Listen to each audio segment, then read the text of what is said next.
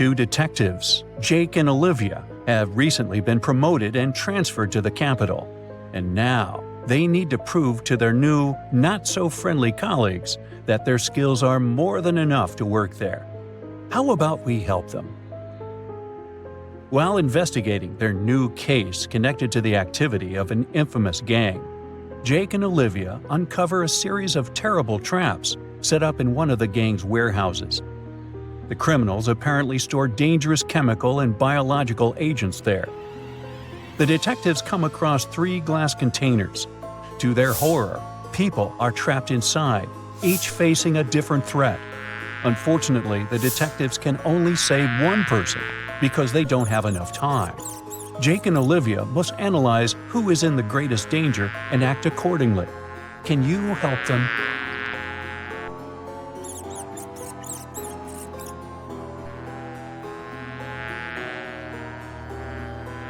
The green gas is, in fact, non-toxic.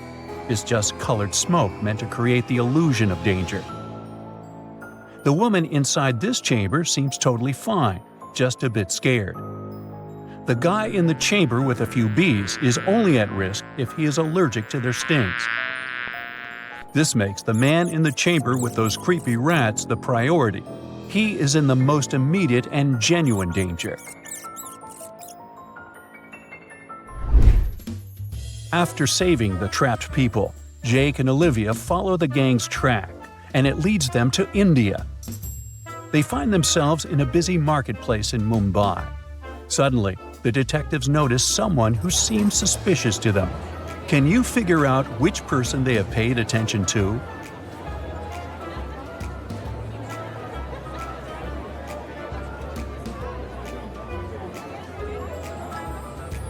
See that man wearing a warm jacket? The day is scorching, and Jake and Olivia are covered with sweat. So, such a large jacket likely means that the man is hiding something inside. Our detectives manage to detain the man and find a bundle with diamonds in a secret pocket and a map with a marked location. The map takes Jake and Olivia to a seemingly abandoned warehouse, but soon our detectives find proof that this location is connected to an international criminal syndicate involved in artifact smuggling. They find a jumbled-up picture that seems important. The image is scrambled and hard to identify, but solving it could help them understand where the criminals are planning their next move. Can you figure out what this picture is and where it's from?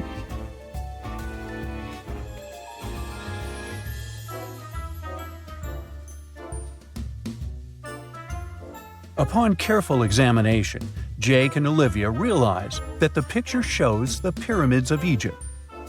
This makes them think that the criminals are planning to steal valuable ancient artifacts from an Egyptian tomb or museum.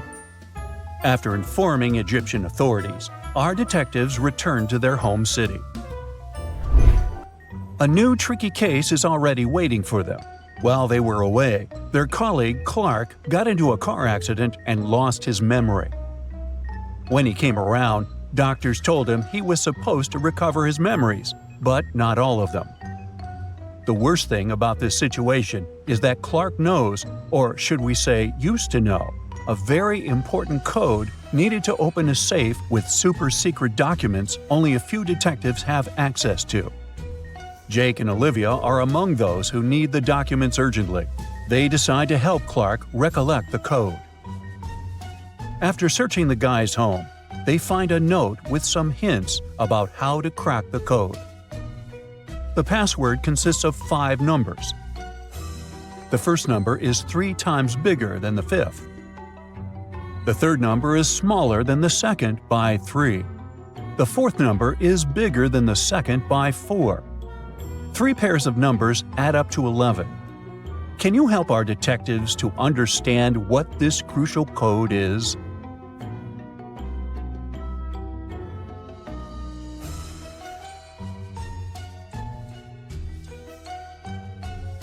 The code is 65292. The only way to figure it out is to use the substitution method. This way, you can come to the conclusion that there are only 3 suitable pairs of numbers adding up to 11. and meeting all other requirements: 6 plus 5, 2 plus 9, and 9 plus 2. Matthew, the owner of a big company, comes to work one day and, as usual, switches on his computer. A few seconds later, he discovers that all the data connected with a super important deal has been erased from his computer. He calls the police, and Jake and Olivia come to investigate. It turns out that 3 people have come close to Matthew's computer, and our detectives question them all. Sydney, the accountant, tells them that the computer was frozen. She just pressed several keys on the keyboard and everything started to work normally again. William, the IT specialist, claims that he only updated the antivirus software. He did it remotely and didn't even touch the computer. Laura, the secretary, says she was with William. The only thing she did was restart the device. Jake and Olivia take fingerprints from the computer and around it, and that's what they discover. Can you figure out who deleted the files?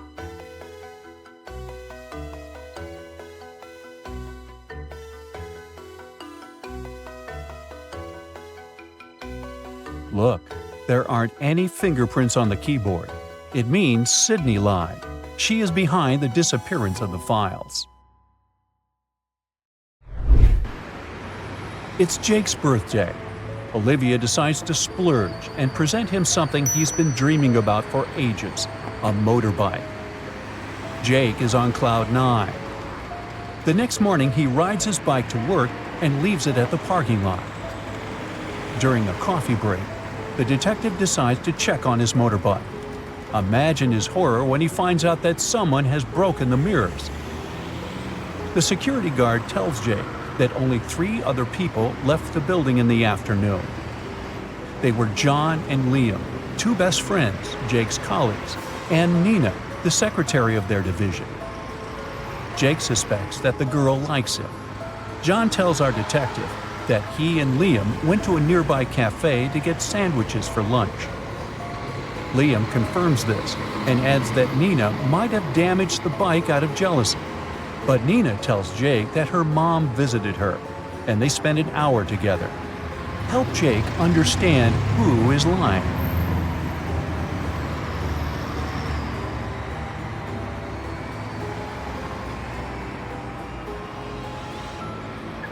Have you noticed that John has a paper bag with food delivery written on it in his left hand? The guys must have ordered their lunch, not bought it in the cafe. Liam and John broke Jake's bike and tried to frame Nina. The next day, neither John nor Liam are police officers anymore. But Jake and Olivia still are. That's why they're sent to deal with a terrifying case. In the middle of a long flight, 2 criminals stood up and started to threaten the crew and passengers. They demanded $1 million and a helicopter. One of the criminals had a pilot's license and could fly a copter. So the plane lands at the nearest airport, where Jake and Olivia have already put their clever plan into action. The criminals get everything they requested: a case full of money and a helicopter. They get inside, but for some mysterious reason, the copter stays put. In no time, the police capture them. Have you understood what Jake and Olivia's plan was and why the criminals couldn't start the machine? Keep in mind that the helicopter didn't have any technical problems.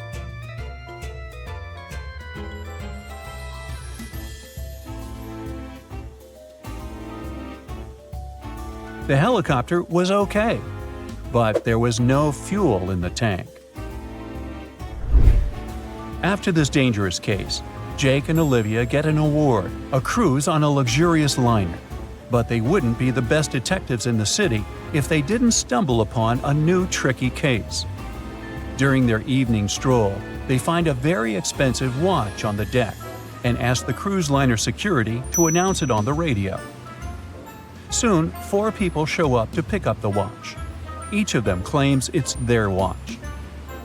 Jake and Olivia look at the people attentively, and without exchanging even a word, agree on who the watch belongs to. Can you figure it out too?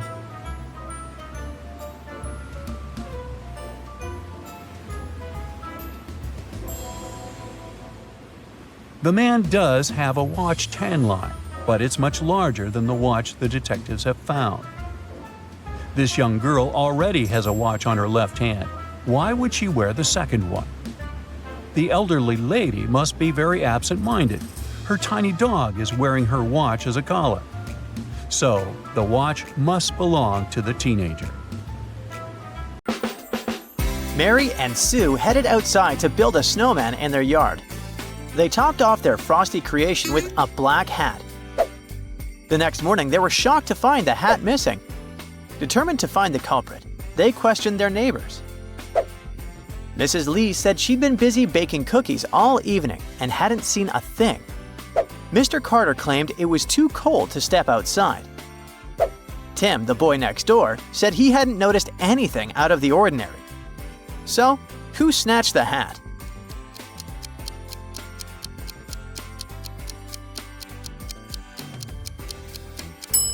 It was Tim. He mentioned he hadn't seen anything unusual, but how could he know that if he hadn't looked outside? Plus, let's face it, pulling off a snowman's hat is exactly the kind of mischief a kid would get up to.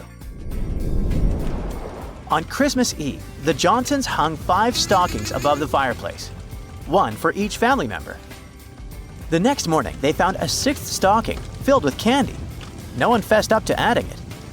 Who is the mystery stocking stuffer?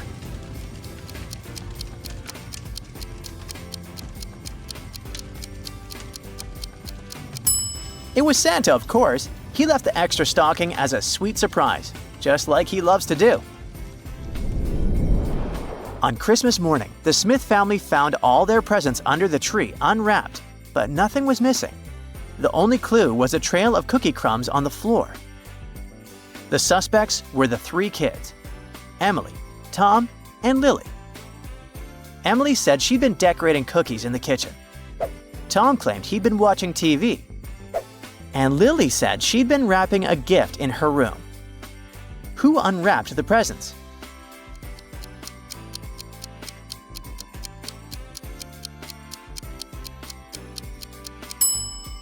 It was Emily. The trail of cookie crumbs matches the ones she was decorating. She must have snuck over to the tree to open the presents while munching on some cookies. At a corporate New Year's party, employees dressed up in costumes. There were 10 warehouse workers, 4 programmers, and several secretaries. The programmers dressed as squirrels, the secretaries as rabbits, and the warehouse workers split evenly, half as rabbits and half as foxes. In total, there were 4 squirrels, 10 rabbits, and 5 foxes. How many secretaries were there?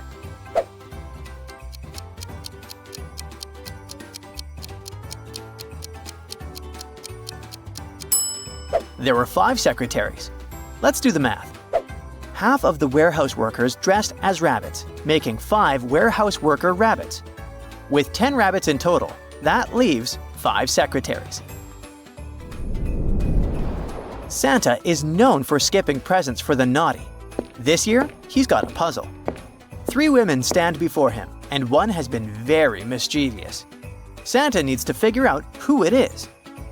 The first woman is dressed as a police officer, holding handcuffs. The second is in a maid costume, holding a duster, with the head of a teddy bear in her pocket. The third is in a teacher's outfit, wearing glasses and holding a pointer stick. Santa takes a closer look and spots the troublemaker. Who is it?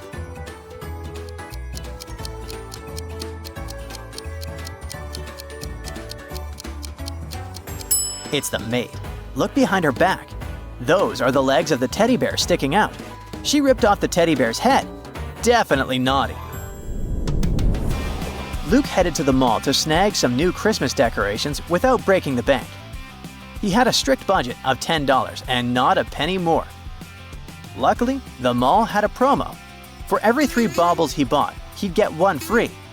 Each bauble cost 90 cents. So how many baubles could Luke take home with his $10?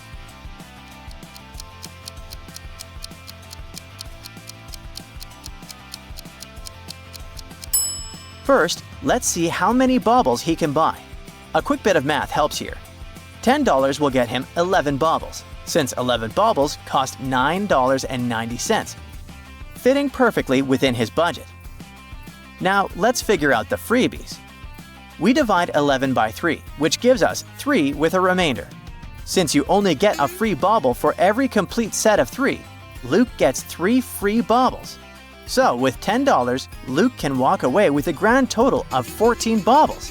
Not bad for a thrifty shopper. One winter morning, Mr. Jackson stepped out to his front yard and saw a mysterious figure standing there. The figure didn't move, speak, or do anything unusual. The next morning, the same thing happened.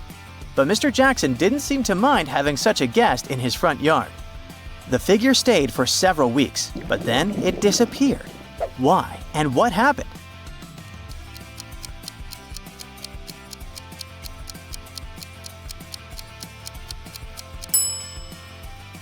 It simply got warmer, and the figure melted away because it was a snowman. It so happened that while Santa was sleeping, Krampus locked him in his room with no way to get out. But that doesn't mean the kids won't get their gifts. They will, as Krampus has his own plans. Traditionally, Krampus would punish naughty kids with birch rods, but this year, he's feeling generous. Each kid will get to choose 1 out of 3 boxes, and only 1 will contain an actual gift. The other 2 will have, well, let's just say they'll be pranks. Can you guess which one of these 3 boxes has the real gift?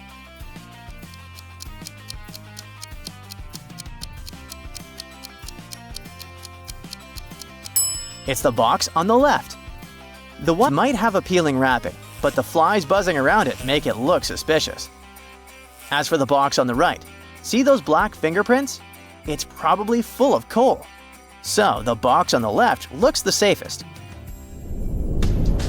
Actually, it's not entirely true that Santa had no way out. Long story short, he managed to escape that room and Christmas was saved once again. But how did he do it? Let's rewind a bit to Santa's room.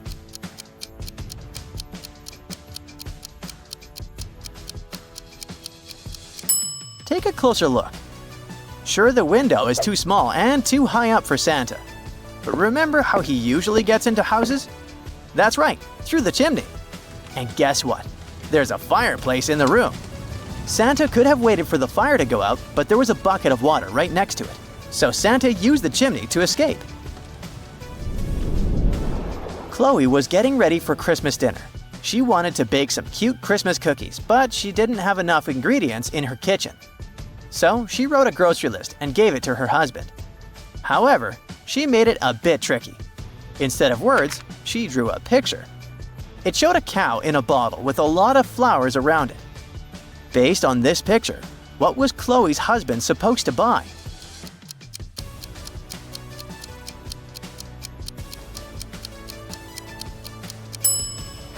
A bottle of milk and a lot of flour. Okay, let's play Santa. These 3 guys, Jake, Glenn, and Finn, don't believe in Santa anymore, so they didn't bother writing any letters to him. But Santa really wants to make them happy by bringing them gifts, so he sends a few of his elves to observe the guys and figure out which present would make each of them happy. Can you help them out?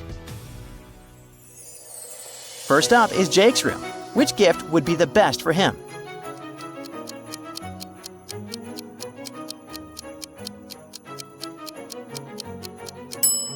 Jake seems to be really into music, so a shiny new guitar would be a perfect match. Next, there's Glenn's room. What is the best possible gift for him?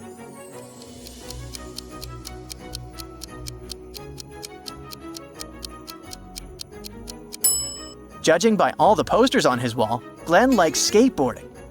And if you look closely, you'll see that his skateboard is broken and tucked under his desk. So Santa can make him happy with a new skateboard.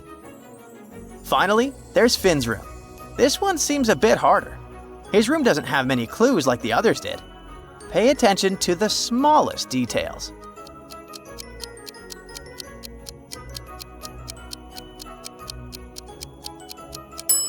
Let's see. Plain gray walls, nothing interesting. The desk is pristine, not a trace of anything that could give us a hint. Look, there's a cat bed that's empty. No cat photos, no cat bowls. Nothing that shows there's an actual cat living there. Does that mean all Finn wants for Christmas is a cat? Maybe, but giving a pet as a gift isn't very sensible, so Santa will get him a nice plush cat instead. Okay, everyone got their gifts, but what about Santa? You need to show your gratitude for the gifts. While it might be hard to pick the perfect gift for him, he can't resist yummy food. Take a look in the fridge and see what you could treat Santa to.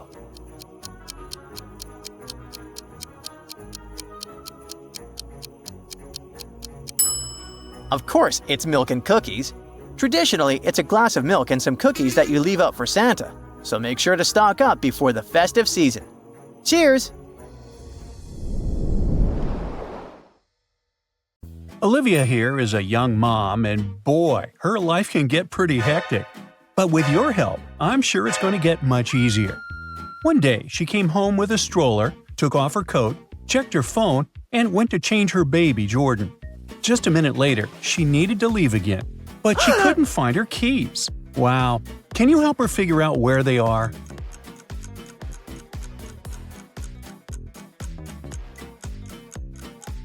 I wonder if you noticed that she put them in the stroller pocket while checking her phone. Olivia's baby drinks 5 ounces of baby formula at a time and eats 5 times a day. How much milk should Olivia prepare for 2 days?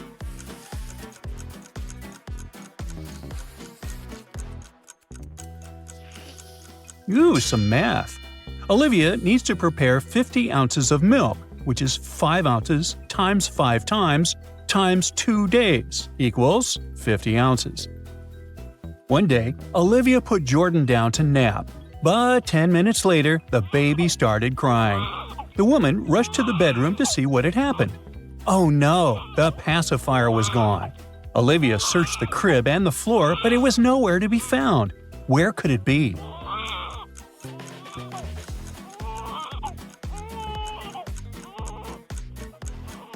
Look at the baby's tiny fist. The pacifier is clutched in it. Jordan probably squeezed it while falling asleep. Olivia was washing 8 pairs of baby socks. When she hung them up to dry, she realized 1 sock was missing. How many socks are left? Can you help her count?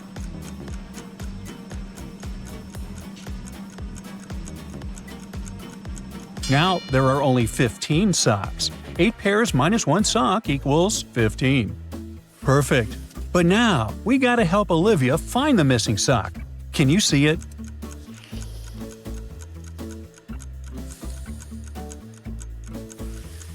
Yep, it's on the baby's little foot.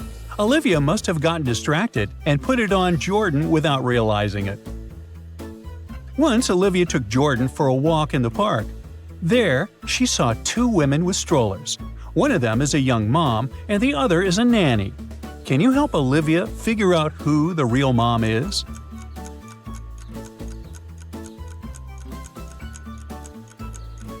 The woman on the right is a nanny. She's holding a planner with the child's schedule, feeding times, naps, walks, activities, stuff like that. The real mom doesn't need any notes because she remembers everything. Or she thinks she does. When Olivia's kid grew a little bit, they got invited to their neighbor's child's birthday party. But when they came there, Olivia saw something very strange. Can you figure out what appeared strange to her?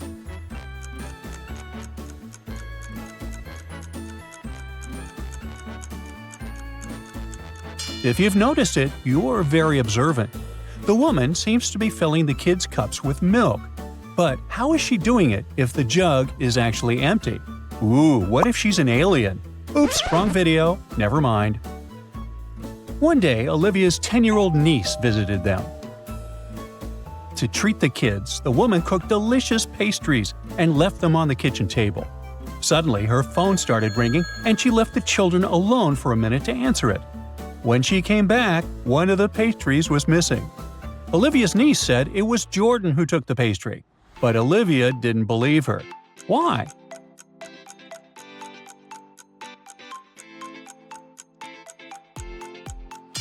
Jordan is too short not only to grab the pastry but to even reach the table. The girl must have eaten the pastry and is now trying to frame the kid. Olivia and Jordan were invited to another birthday party. Look at the food the hosts are treating them with and help the woman figure out which dish is safe for her kid.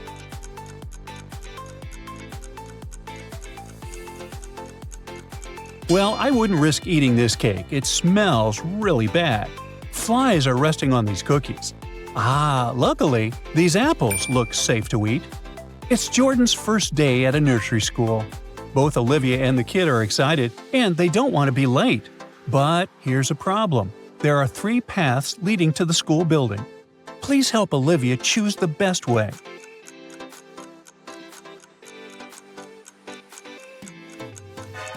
The road on the left is blocked by a fallen tree further ahead. The path in the middle has an open maintenance hole, which can lead to an accident. At the same time, the road on the right looks pretty safe. They should pick this route. Olivia and Jordan were on the playground. Jordan was playing in the sand, and Olivia was watching him. Suddenly, the woman realized that one of the kids' toys was missing. It was an orange teddy bear. She looked around and saw only 3 other people around. Can you figure out who took the bear? It was that elderly man. Look, the teddy bear's paw is sticking out of his pocket. Who knows why he took it? Some years later, Olivia left Jordan alone at home for the first time and told him to be a good boy. But when she came back an hour later, she understood that the boy had done something he shouldn't have done. Look at the room attentively and try to figure out what 3 things upset Olivia.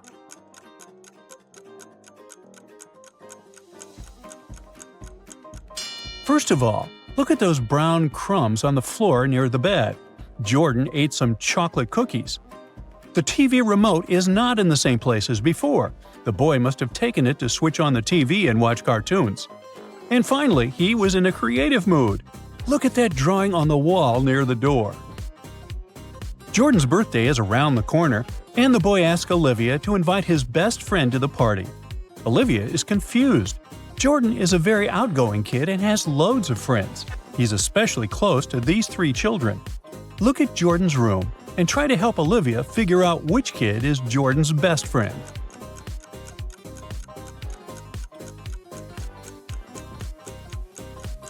It's this blonde boy. A kid's painting depicting him is hanging on the wall over Jordan's bed. Olivia invited not only Jordan's best friend, but also many other kids to her son's birthday party. When all of them showed up, she realized that one guest came uninvited. Can you spot the intruder?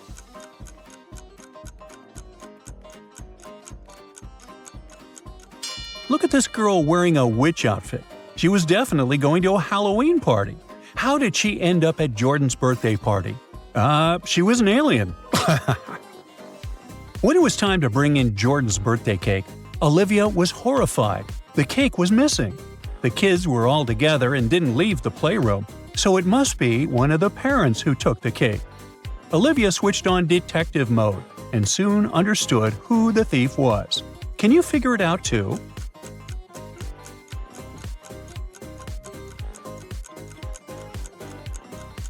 It's this granny. Look at her blouse, that dark stain. Isn't it chocolate?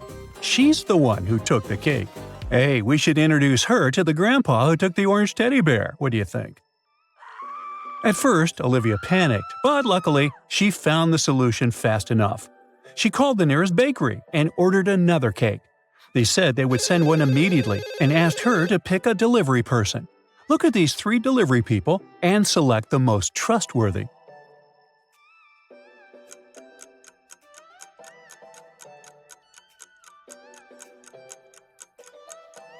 This guy on the left has a cast on his arm. Not very convenient for riding a bike, is it? The girl on the left seems fine, but look at her bike. The front tire is flat. So the man in the middle seems to be the safest bet. The party is over and Jordan is happy. He wants to count all the presents he's got. But they're all over the place. Look at the room very carefully and try to spot all the gifts.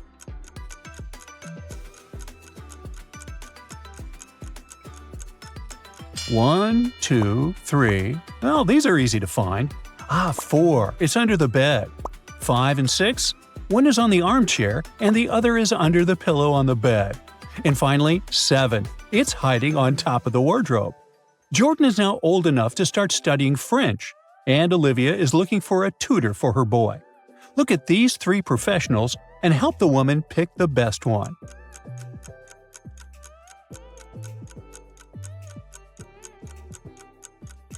Look at this lady on the right. Her t-shirt has the Eiffel Tower and the word France on it, but the name of the country is written incorrectly. It should be spelled like this.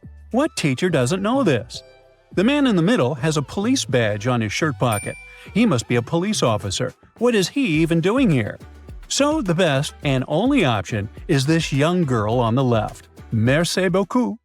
Dan is a backpacker who loves exploring abandoned and mysterious towns. He has tons of visited places under his belt, but this time, without your help, his adventure may end in tragedy. It's getting late when he arrives at a crossroads in an ancient village in Japan. He knows that he needs to leave the village as soon as he can. Once the night falls, he may not be able to survive. Twilight makes it hard to see anything, but Dan manages to spot the signs marking 3 paths. Above the first path, a cat is drawn. Above the second road, Dan sees the number 4. Above the third path, there is no sign, but the guy hears the sound of the wind there. Which path should Dan opt for to leave the village unharmed?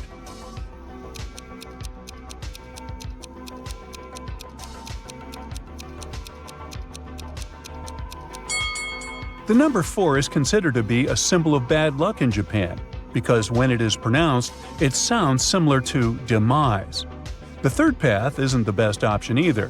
In Japanese culture, if you hear a loud sound, for example, thunder or the sound of the wind, it can mean that something bad will happen. Dan needs to go along the first path, since the cat is a symbol of happiness and luck in Japan. So Dan decides to listen to his gut feeling and follow the first path. Soon he finds himself in a relatively large square and sees a large clock on a tower. The clock has a strange inscription. When the hour hand points at the number of the month and the minute hand points at the number of the day, the time is correct. So, if the date is the 5th of March, what time does the clock show? A. 3:05, B. 5:03, C. 3:15, D. 5:30.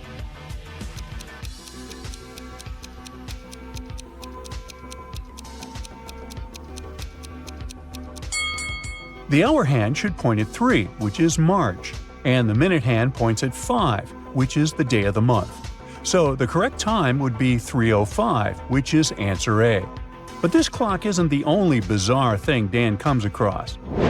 Soon he sees a dark tunnel and 3 lanterns standing next to the entrance, each with a different symbol. The first lantern has the moon depicted on it. The second lantern has the sun, and the third lantern is decorated with a star. There's also a note which says, the correct lantern is the one that is not the brightest or the darkest, but in between. Which lantern should Dan choose to proceed further?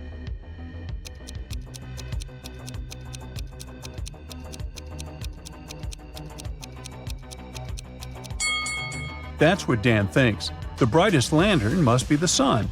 The darkest lantern is bound to be the moon, and the one in between must be the star, since it's neither the brightest nor the darkest. So Dan should choose the third lantern.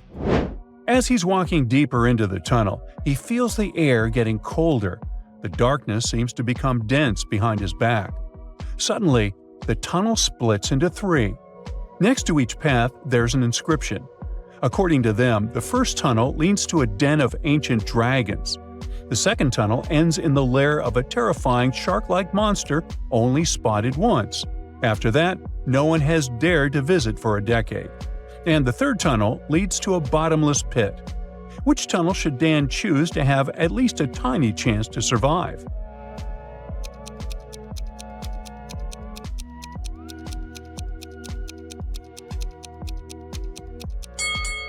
Dan should try the second tunnel. If this monster is indeed like a shark, it wouldn't have survived out of water for so long. Luckily, Dan's guess turns out to be true. Walking through the second tunnel is a blood-chilling experience, but at least the tunnel seems to be empty. Dan gets out of it and almost immediately comes across 3 people. His gut feeling tells them that something is off about this situation. Let's have a closer look at the people. A beautiful bride holding a bouquet of flowers. An elderly, fragile lady with a cane, whose handle is decorated with a dragon. And a young girl with a big teddy bear. A ghostly voice, doing Dan's voice, suddenly utters, "One of them is a monster in disguise. You have to figure out who it is until it's too late." Can you help Dan get out of this terrifying situation unharmed?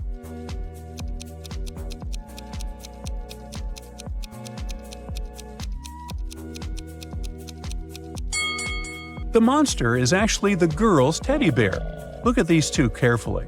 It's not the girl who is holding onto the bear, it's the other way around. Soon it starts raining, and the only shelter Dan can see is a spooky castle. He enters. Suddenly he hears footsteps behind his back. Someone starts chasing after him. Dan runs faster and faster, and then a dead end. Just a second later, he notices 3 doors in the wall. But don't forget where Dan is, in a haunted place. So no wonder that behind each door there is some horrifying creature. The first door hides a zombie. A werewolf is behind the second door. If Dan opens the third door, he'll come face to face with a bloodthirsty vampire. Which door should Dan open to have a chance to survive?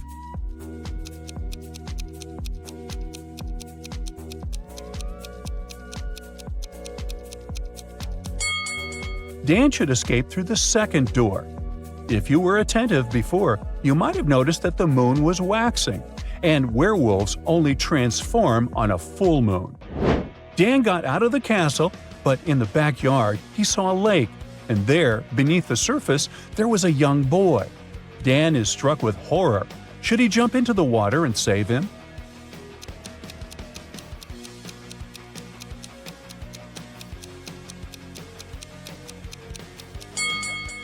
There's no need. Look to the left. See that rock and the lady sitting on it? She's got a tail, which means she is a mermaid. And the boy must be her kid.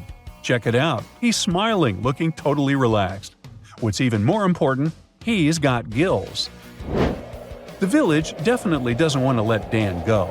Now he is stuck in the middle of a natural disaster. Luckily, he can choose between a tornado, flood, or lightning strike. Which one is the safest? Can I even say so?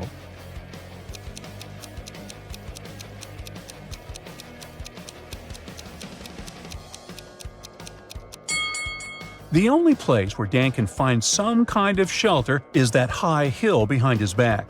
High ground during a lightning storm or a tornado is a terrible, terrible idea, which means Dan will only be able to survive a flood. Well, after living through the flood, Dan continues his way. Now he's traveling through a jungle, and soon he finds out that he's almost out of water.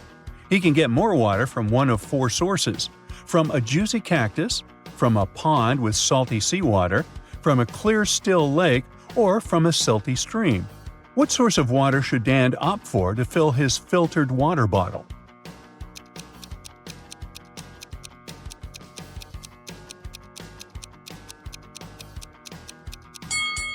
Well, not many people know it, but most cacti are toxic. And instead of quenching his thirst, Dan may end up with a bad stomachache. Salty seawater will dehydrate him. Stagnant water in the still lake is swarming with all kinds of bacteria, and drinking it is extremely dangerous. Thus, Dan's best choice is the silty stream. It contains nothing his filtered water bottle can't eliminate. Dan finds a dilapidated hut and decides to spend the night there. Suddenly, he hears some noise and sees a ghost next to the door. The supernatural creature seems to be quite powerful, so Dan needs to protect himself by drawing a circle around himself. Look at the hut and try to figure out what he can use for this purpose.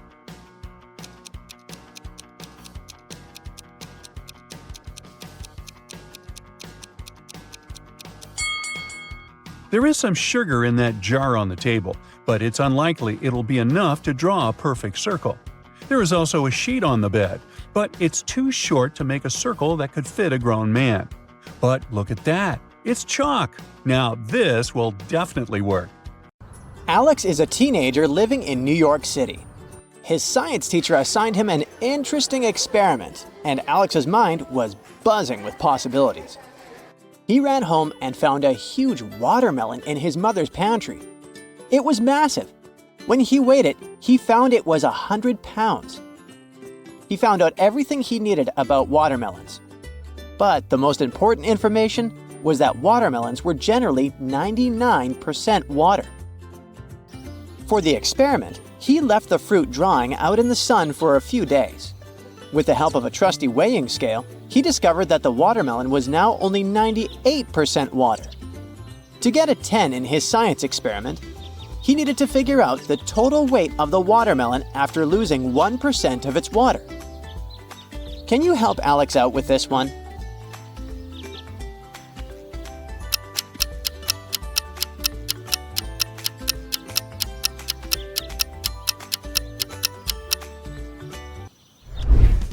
Here's the deal.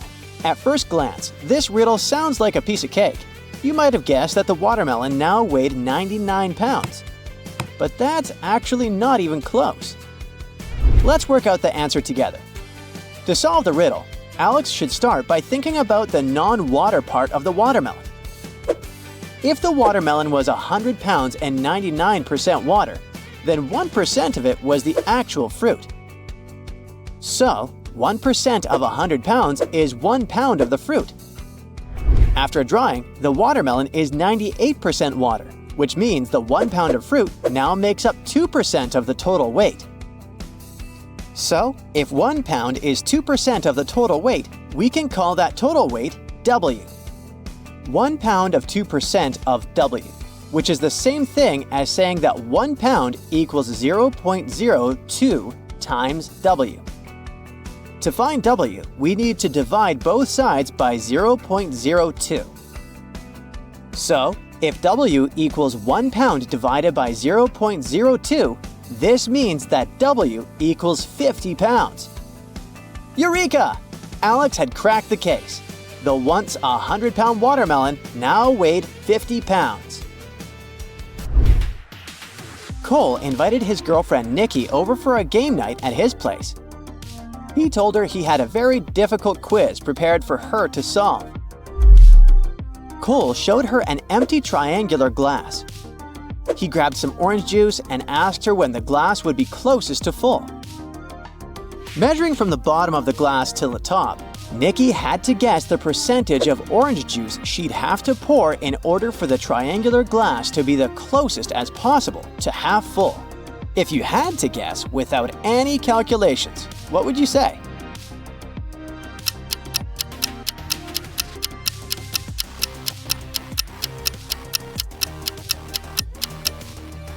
This is tricky, but let's check out the answer.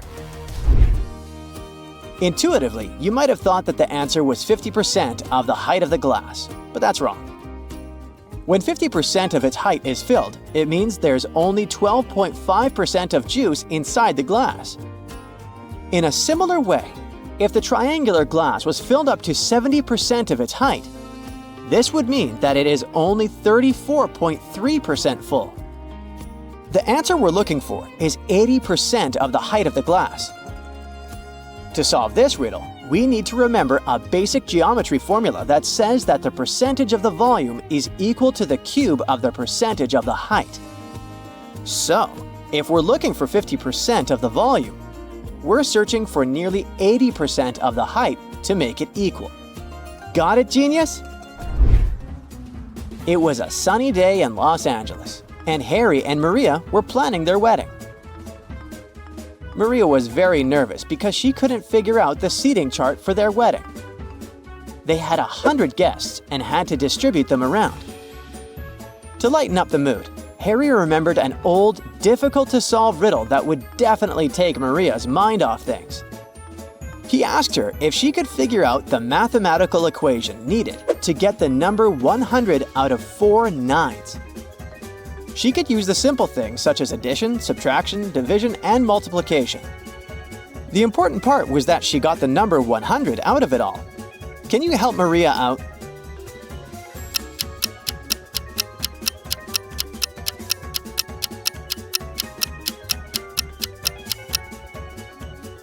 The best way to solve these kinds of riddles is to start backwards.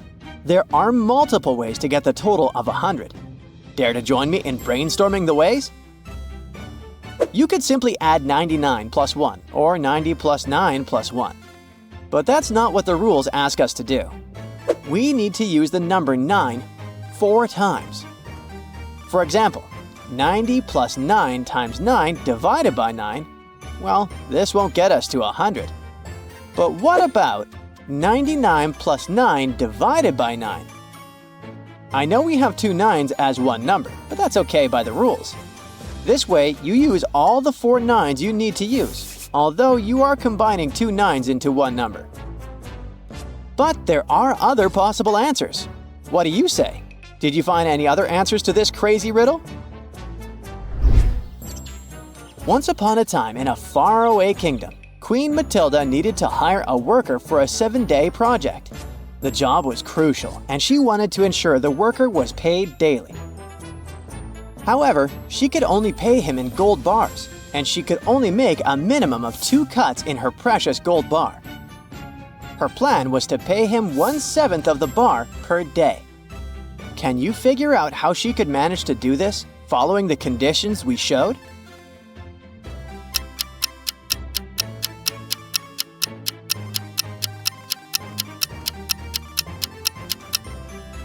Well, Queen Matilda is a very intelligent woman, so this is how she worked it out. She made 2 precise cuts in the gold bar, creating 3 pieces. The first piece was 1/7 of the bar. The second piece was 2/7, and the third piece was 4/7. On the first day, the worker finished his shift, and Queen Matilda handed him the 1/7 piece. On the second day, she swapped the 1/7 piece for the 2/7 piece, so the worker now had 2/7 of the bar. By the third day, she gave him back the 1/7 piece, resulting in the worker having 3/7 in total. On the fourth day, Queen Matilda took back the 1/7 and 2/7 pieces and handed over the larger 4/7 piece. On the fifth day, the Queen handed over the 1/7 piece again, so the worker now had 5/7 of the bar. On the sixth day, the Queen took back the 1/7 piece and gave him the 2/7 piece, resulting in the worker having 6/7 of the bar. Finally, on the seventh day, the Queen handed over the last 1/7 piece, completing the full bar payment. And that's how Queen Matilda managed to pay her worker every day with just 2 cuts in the gold bar. Brilliant, right? Way to go, Queen M! Jake is on a bus, heading to visit his parents for the weekend. On another bus, coming from the opposite direction, is his brother, Max. Both buses are barreling down the road towards each other, each cruising along at 40 miles per hour. They started out at 40 miles apart. The brothers have been texting each other about their journeys, eager for the family reunion. As Jake stares out the window, he notices a little bird flitting around. His mind starts to wander and he imagines the bird flying back and forth between the two buses and wonders how many miles the birds would have flown back and forth until the buses meet each other. Can you help him out there?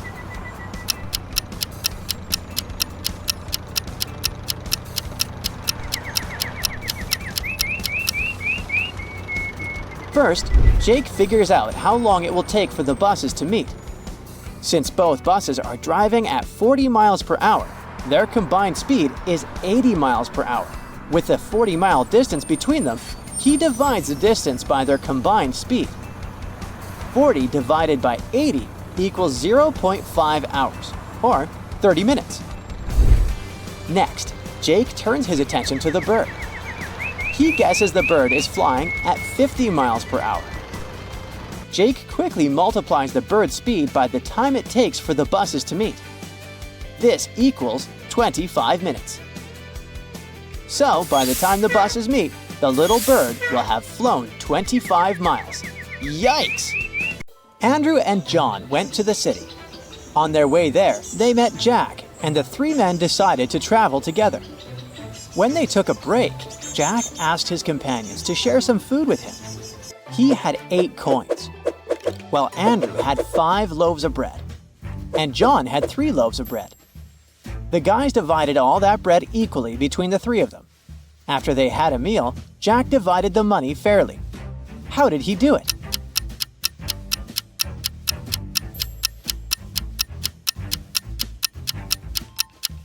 Jack gave Andrew 7 coins, and John got from him just 1 coin.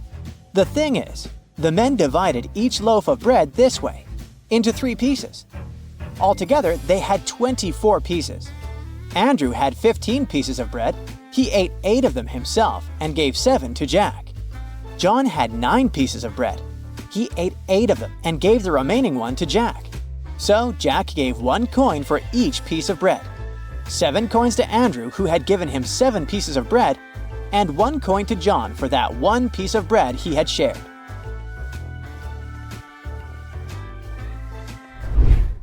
Anna was walking home from work when she heard screams coming from a nearby house. She immediately rushed in to help. What a bad idea, Anna. Anyway, she followed the voice and it guided her to a basement. As soon as she walked in, the door slammed shut. Told ya, a very bad idea. 3 portals opened in front of her, but only one led to safety. The first portal was filled with giant poisonous spiders. In the second portal, there was a huge suspended rock that would come crashing down the moment someone stepped in. And in the third portal, there were 7 hungry crocodiles. Which portal should Anna opt for?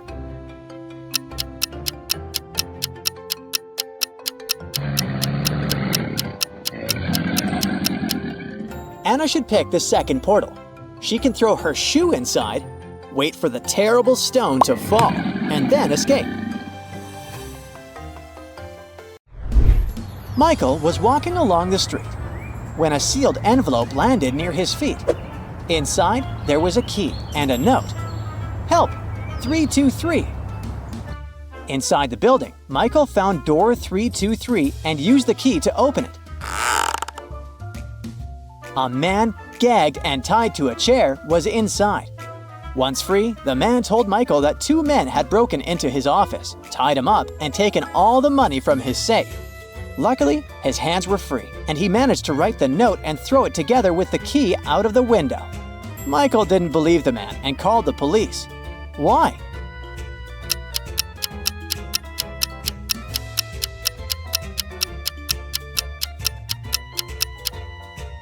The envelope was sealed. How could the man do it if he was gagged? Sarah bought some ice cream on Saturday but kept the flavors a secret. When she woke up on Sunday, all the ice cream was gone. She asked everyone in the house if they knew anything about that. James answered he had gone to work early that morning and hadn't seen anything. Mary said she wanted to have a new caramel ice cream in the afternoon. She felt bad she was going to miss it. John didn't even know there was ice cream in the house, but he was looking forward to trying it. Can you figure out who knows something about the missing ice cream?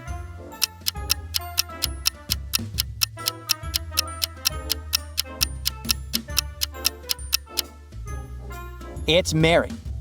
The ice cream flavors were a secret. She couldn't be sure if there was a caramel taste among them.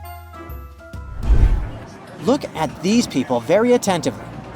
There's an elderly man wearing a monocle sitting at a table with a plate of expensive steak. At the same time, he's dressed in simple clothing with obvious signs of wear.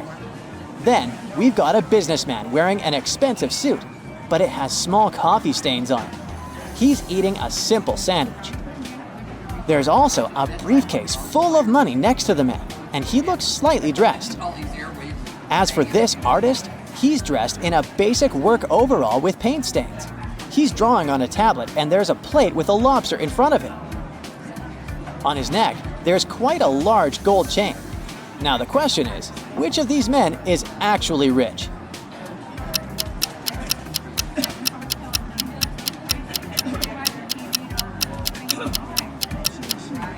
Even though the elderly man is eating an expensive dish and wearing a monocle, his worn-out shoes and simple clothing suggest he doesn't have a lot of funds.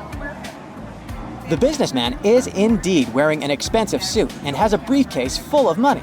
But the coffee stains on his suit and his untidy tie hint that he may not actually be wealthy. Plus, he's eating a very simple sandwich. He might be cutting corners on personal expenses. As for the artist, he stands out with his gold chain and a luxurious lobster dish in front of him. Combined with his focus on the cutting-edge tablet, it all suggests that he is the wealthiest. Wealthy businessman Jeff walked into his home office one day and realized that his safe was gone. He immediately called the police to find out who had done it, but everyone in the house had an alibi. Amy, Jeff's wife, said she'd been working out at the gym that morning. The cleaner answered that she had been cleaning the basement and hadn't heard anything. The cook told the police he had been in the kitchen all day preparing meals and never left it. The police immediately figured the case out. Can you do the same?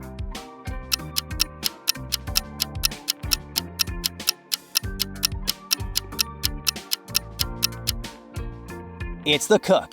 He said he'd never left the kitchen, but look, his shoes are muddy. Mary, Jane, Chris, and Sally were on the train. It was only them and the conductor checking their tickets in the car. Without warning, the lights went out. When they switched on again, Sally was missing. Everyone started looking for her, but they only found her phone and one of her earrings. The conductor started asking questions. Mary said she had been in the other part of the car when the lights had gone out. Jane answered that she had been sleeping at the time. Chris said he'd been reading a book and hadn't seen anything. Who's lying?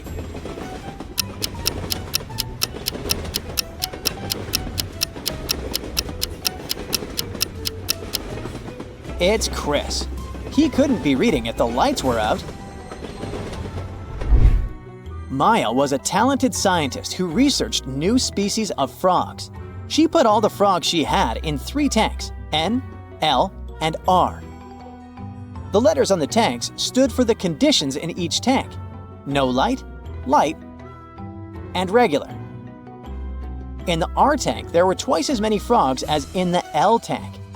One day, Maya removed 7 frogs from the tank on the right and placed half of the remaining frogs into the N tank. Your task is to figure out what the marking letter of the right tank is.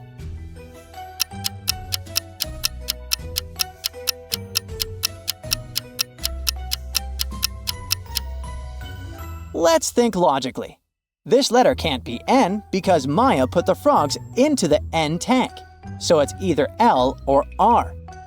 But we should keep in mind that Maya removed 7 frogs and then split the number in half, which means the right tank had an odd number of frogs before she took those 7 out. But we know that there were twice as many frogs in the R tank than in the L tank, which means that the number of frogs in the R tank was originally even. So the right tank must be the L tank. Kelly got into a car accident and lost her memory. When she recovered, she found out that she was a very popular girl at school and everyone wanted to date her. One day, 3 guys showed up in the hospital and each of them claimed to be her boyfriend. Please help Kelly understand who's telling the truth.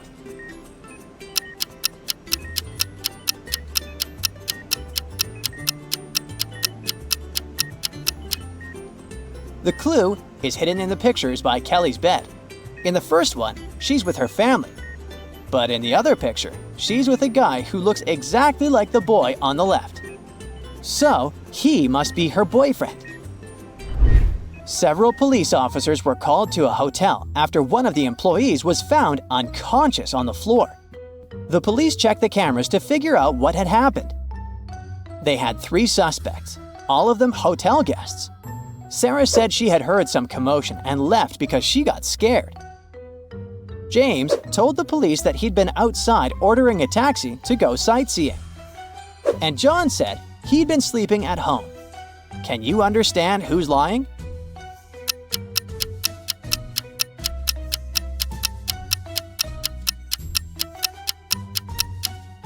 It's John.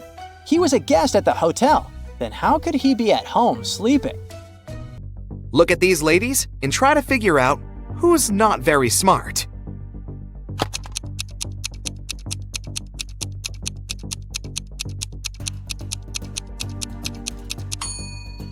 Even though the first woman looks as if she's about to touch a hot iron, the device is actually unplugged, so she won't hurt herself. The second lady, though, is about to touch a heated waffle maker. Oh no! John's parachute hasn't opened, and he's now plunging toward the ground. Does he have higher chances of survival if he falls into a lake or on a haystack?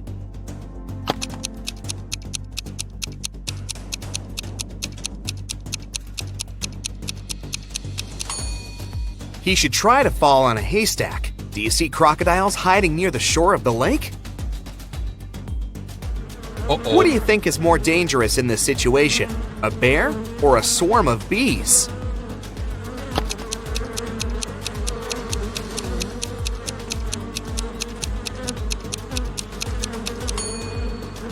Look, the bear is about to run after its prey. It won't pay any attention to you.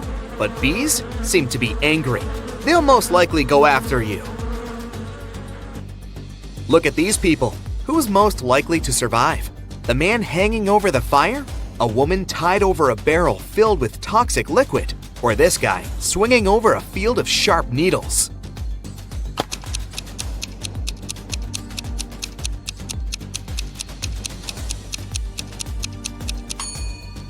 The woman hanging over the barrel with toxic liquid is the one who will survive. Look, there's a hole in the barrel, and the liquid is leaking out of it. The woman just needs to wait until the barrel is empty and untie herself. To get out of the locked room, Jeremy had to crack this puzzle. 1 equals 5, 2 equals 15, 3 equals 215, 4 equals 3215, 4 equals 3215, 5 equals… What number is hidden under the question mark?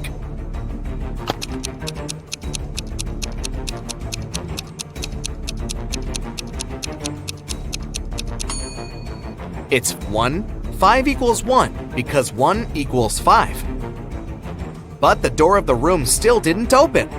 Apparently, Jeremy had to solve another riddle. He had to arrange 4 nines in such a way that they were equal to 100.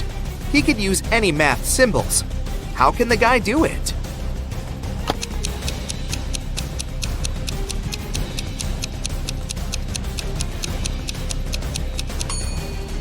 Jeremy figured out the correct answer pretty fast. 99 plus 9 divided by 9 equals 100. You're crossing a railroad bridge when you spot a train coming toward you. The bridge is built over a lake swarming with crocodiles, so jumping into the water is out of the question. How can you survive in this situation?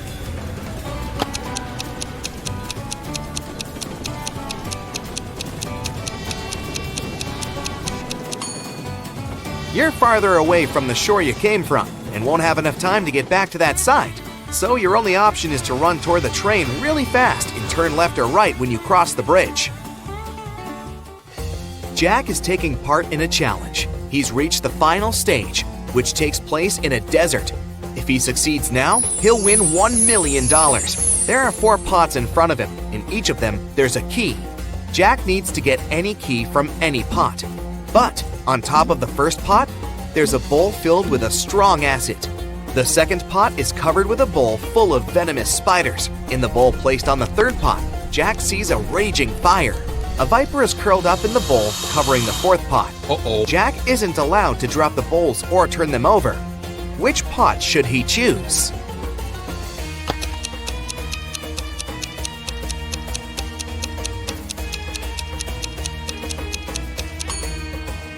The guy should choose the third bowl. He can put the fire out with sand. He's in the desert after all, and get the key. David's company develops apps for smartphones. Right now, he's looking for a designer. He's got hundreds of resumes, but he's chosen just 3 of them. Angela's resume says, "I'm 23 years old, I don't have a lot of experience, but I'm a fast learner and have already designed similar applications." Helen wrote in her resume, "I'm 26 and have 4 years of work experience. You should hire me because I've created lots of TikTok stories that have gone viral. And Eric's resume claims he's 28 years old with 7 years of work experience. He's designed tons of apps and he's been working for Google since the company was launched. David can only hire one person, but it's okay because one applicant hasn't lied in their resume. Who is it?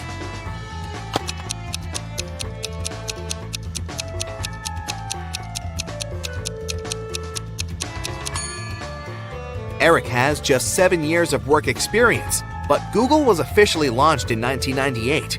There are no stories on TikTok, meaning Helen couldn't create them.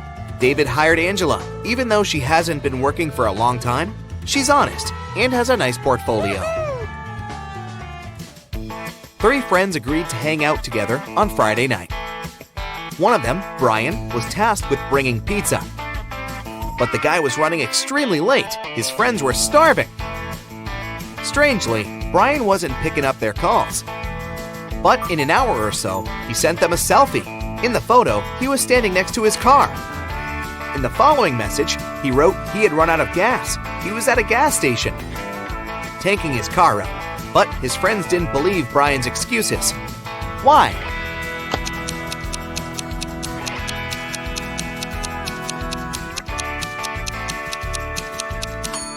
In the picture, it's clearly seen that the guy has got an electric car. It doesn't need gas. Mark told his wife he was going on a business trip to Canada and asked her to pack his bag for him. It was winter, so his wife packed a pair of very warm socks, a scarf, and a knitted hat for Mark. When Mark came back, he said that his business trip was successful. Then he asked his wife why she hadn't put his toothbrush and toothpaste in his suitcase. The woman immediately understood that her husband was lying about going on a business trip. How did she figure it out?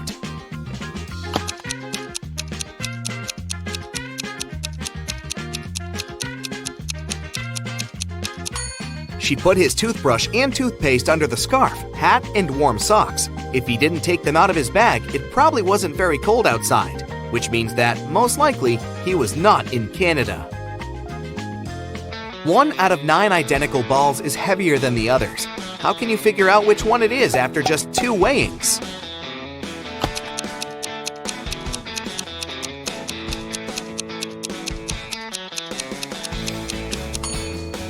You need to divide all the balls into 3 groups and weigh 2 of them. That's how you can figure out which group contains the heavy ball. After that, you should pick 2 balls from the heaviest group. Weigh one against the other, and you'll understand which ball of the 3 is the heaviest. There was a blackout in the city, but the bus driver still noticed a dog on the road and managed to stop in time and avoid hitting the animal.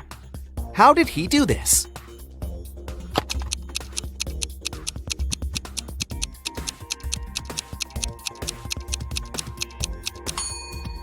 This accident happened during the day.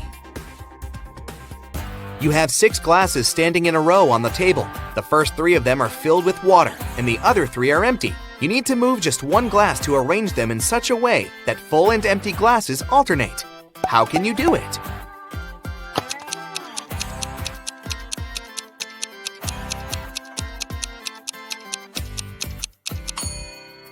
Just pick up glass number 2 and pour the water into glass number 5. You enter a room and see that there's nothing inside but a blackboard on the wall. There are 4 words written on it: pin, check, boiling, view. You have to figure out a 5-letter word that can be added to each of them to make an existing word or word combination.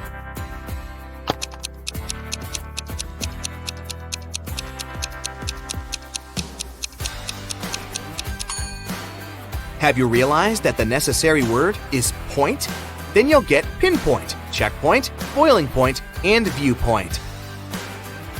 Now, you're in a strange building that looks like a planetarium. There are photos of distant stars on the walls. In the middle, there's a screen with a riddle on it. NEUSRNERRSTH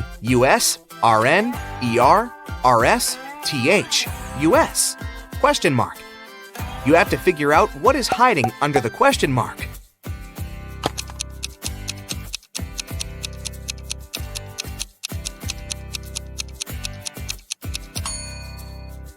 If you've realized that the correct answer is RY, congratulations! The list is made up of the last two letters of the names of the planets of the solar system, in the order from Neptune to Mercury, Neptune, Uranus, Saturn, Jupiter, Mars, Earth, Venus, Mercury.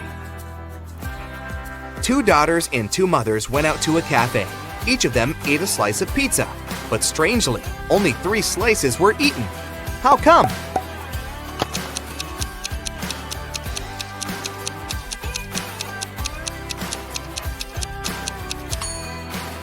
These ladies are a grandmother, a mother, and a daughter. 2 of them are moms, and 2 are daughters.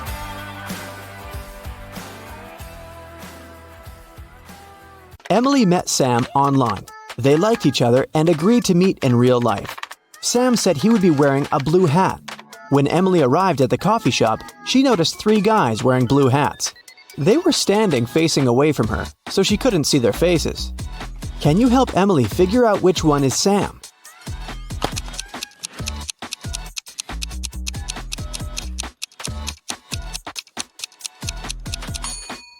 Take a look at the mirror on the wall. The first guy has a wedding ring. The second one is wearing the coffee shop uniform. He must be a waiter, not a customer. And the third guy is Sam. He's holding a rose, ready for the date. Henry had had a crush on Emily since he was a first-year student. Finally, he plucked up his courage and asked the girl out, but she said no because she had a boyfriend, Sam. Henry was very upset. One day, Emily was walking home. Suddenly, 3 guys came up to her. They wanted to take her money, but the girl didn't have any. She didn't know what to do. She tried to call 911, but the guys snatched the phone from her hand. Luckily, Henry happened to pass by that place. He saw what was happening, ran up to the guys, and yelled, "Stay away from her! I've called the police!" One of the criminals shouted, "Let's go! Henry called the police!" And the guys ran away. Emily said, "Leave me alone, Henry. That was stupid." Why did she say so?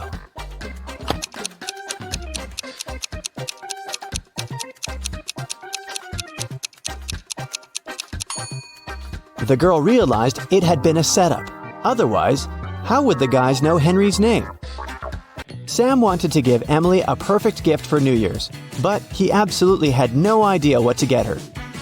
He decided to check out what she saved in her shopping cart on her laptop. When Emily went to take a shower, Sam sneaked into her room and turned on the computer. It required a password, but Sam didn't know it. Luckily, there was a note lying next to the laptop saying 7337. Sam tried it, but it didn't work. What's the password?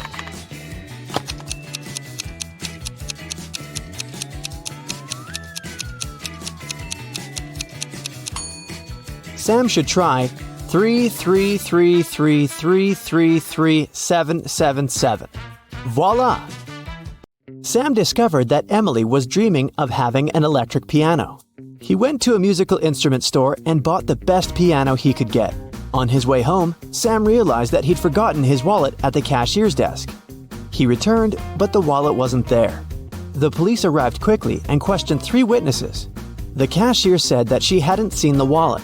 Mike said that he'd come up to the cashier to ask about violins, but he didn't see any wallets. And Diana said that she'd been talking on the phone with her husband. Who stole the wallet?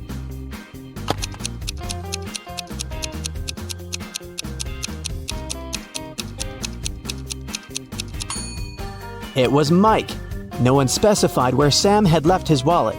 Mike knew it because he had taken it. Mark, Sam's uncle, put a $100 bill inside his desk drawer and left for work. When he came back, the money was gone. He questioned 3 people. His wife said, "I put the bill under the book on the desk." The gardener said, "I put it inside the book between pages 1 and 2.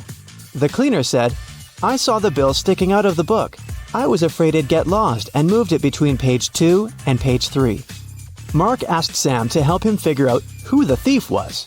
After a while, the guy cracked the case. Do you know who stole the money?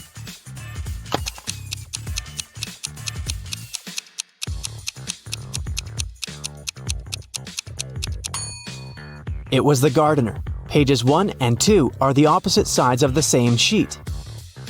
Emily got a new job as a hairdresser. In the middle of her shift, her manager saw some hair strands on the floor and asked, That's weird. Whose hair is this? Look at the three ladies. Can you guess who this blonde hair belongs to?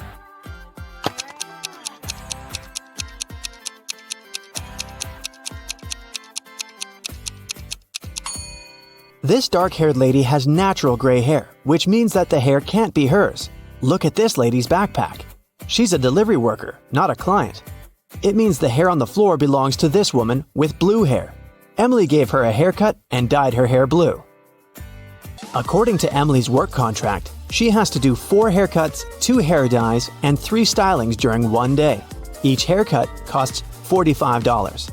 Hair dye is $70, and styling costs $20. Can you calculate how much she's earned today?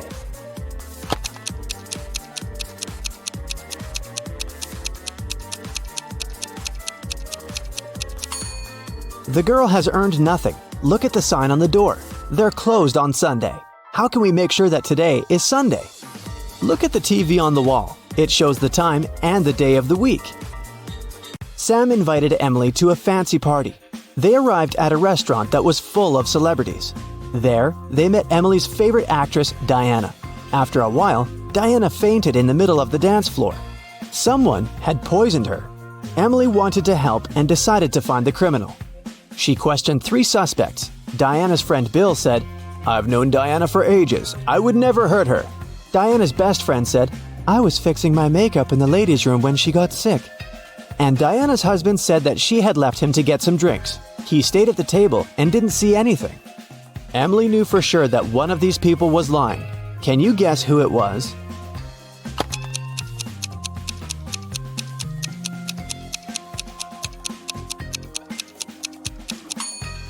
The best friend. There's a bottle of poison in her makeup bag. Elizabeth and Melanie are getting ready for a barbecue party in the garden. Elizabeth is cooking and Melanie is decorating the garden. Who is not smart?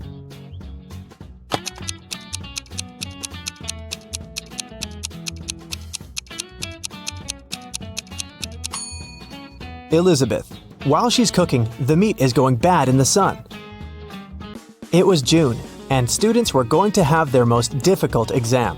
Each of them was assigned to a particular seat, but a professor was paying special attention to one of the students. He supposed they were going to cheat. Who was his suspect and why?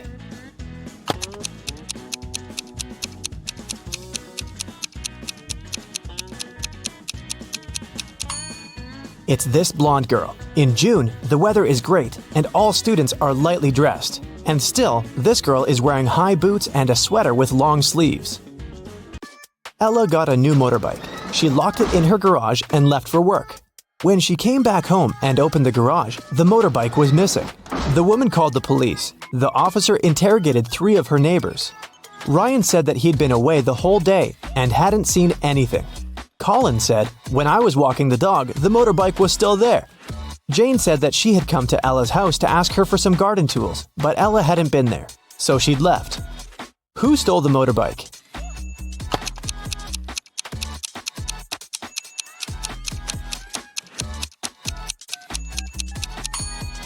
It was Colin.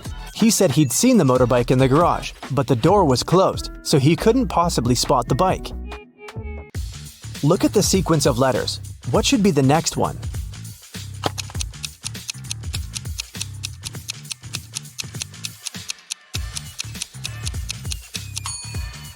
Each of these letters is the first letter of some day of the week. S stands for Sunday, M for Monday, and then we've got Tuesday, Wednesday, Thursday, and Friday. The only one that's left is Saturday, so we need an S. Mark was locked in a dungeon. There were 3 ways out, but none of them looked safe. Behind the first door, there was a huge and strong guard. Behind the second door, there were 3 big and very hungry dogs. Behind the third door, there were many little robots that were ready to charge at Mark at any second. Which way should the guy opt for to get out and stay safe?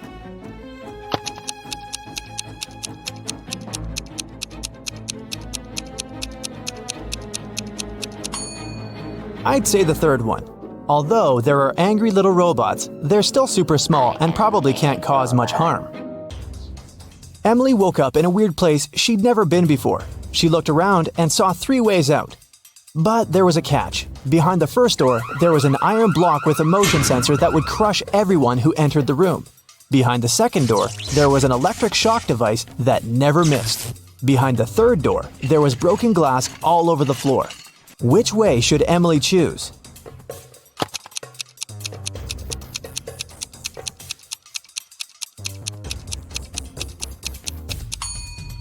She should pick the third door. She's wearing boots, so walking on the glass is definitely not going to be too hard of a task for her. Stella called the police and said that her friend had been poisoned. She told them what happened. I was supposed to meet with Alice, but I arrived too early. So I went to pick her up at her house. I knocked, but no one answered the door. The light was on, so I knew Alice must be at home. I had a spare key, so I opened the door myself. I found her in the room unconscious with an empty glass by her side. The police officer asked if Stella had touched anything. The girl said she had only touched the door, the glass, and her friend. After that, she got arrested. Why?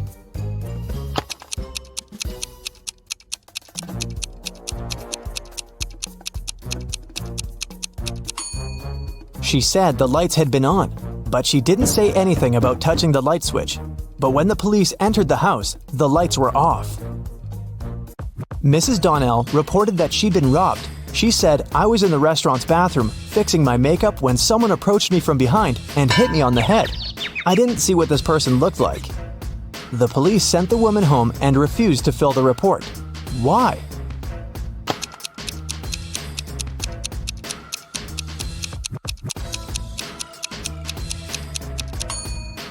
The woman was fixing her makeup. This means she was looking in the mirror. If someone had tried to approach her from the back, she would have definitely seen this person. But she said she hadn't. She probably made the whole story up. A cleaning man was washing the windows in an office building and fell from the third floor. Everyone agreed it must have been an accident. Luckily, Detective Callum was nearby. Once he came closer and saw what had happened, he concluded that it couldn't have been an accident. Someone pushed the man out of the window. How did he understand it?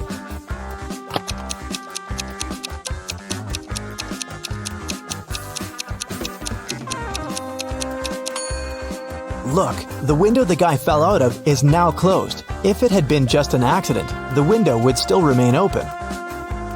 Sophia and Brooke went camping in the forest. Who is less smart?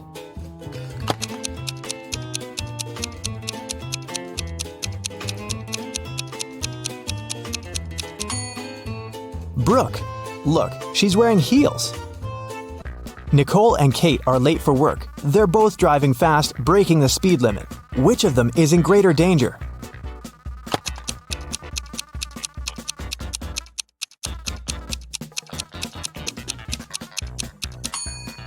Kate. She has many things lying around in her car.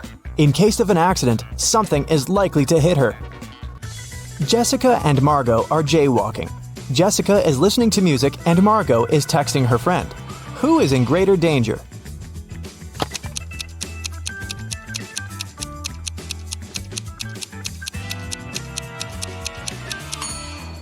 Jessica. Although they're both breaking the rules, Margot is doing it in a place where she can be easily noticed by drivers. And Jessica is jaywalking right where the road takes a turn. Drivers might not have enough time to react and stop. Look at this picture. Where is the bank robber hiding?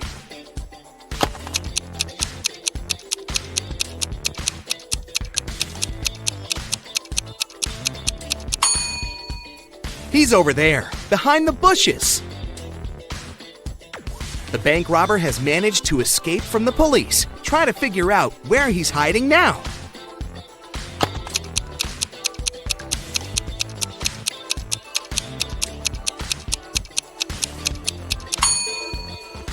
See that maintenance hole? That's where the criminal is.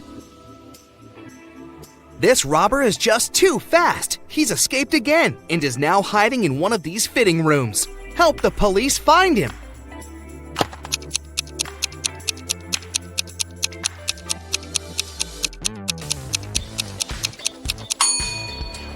He must be in the middle fitting room. See that bag with all the cash he's stolen? Look at this image attentively and try to figure out what's wrong here.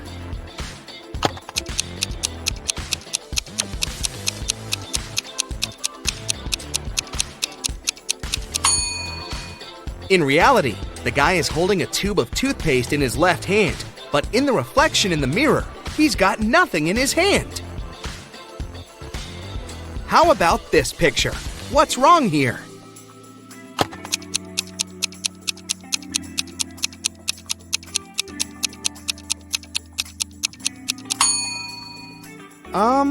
Is this lady charging her cat? This picture looks off too, but what exactly seems strange?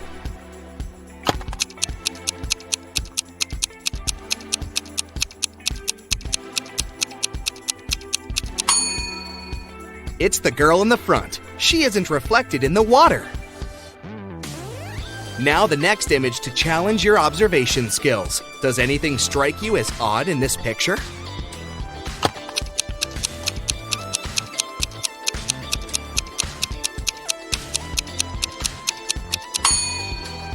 Look at the TVs. They show different things in reality and in the reflection in the mirror.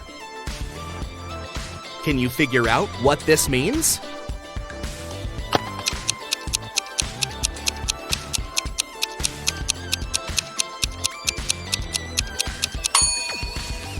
Right you are! F plus arm equals farm. Now this one is a tiny bit tougher. What does this rebus mean?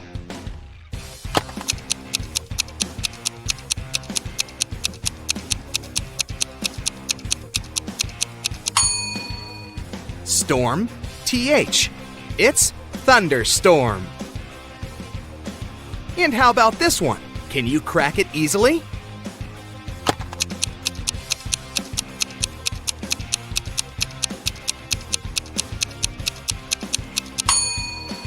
Re plus boot equals reboot.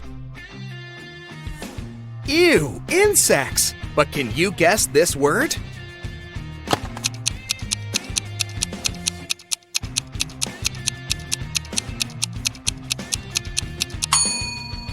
How many ants are there? 10. So the correct answer is 10 plus ants equals 10 ants. I have 8 fingers and 2 thumbs, but I'm not alive. What am I?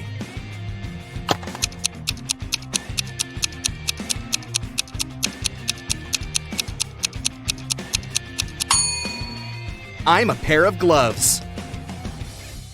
Which person is different from the others?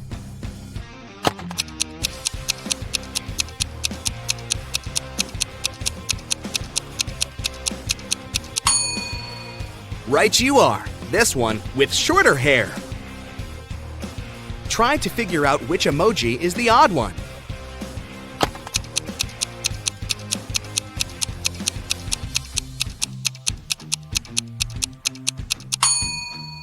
The one at the bottom, it looks pretty angry. I challenge you to find a cat that's different from the rest.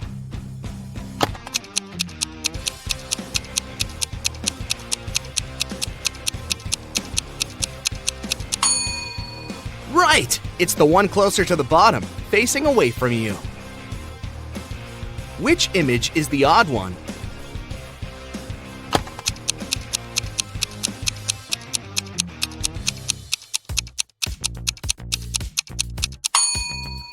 This little rebel is turned in the opposite direction. Have you noticed anything wrong in this picture?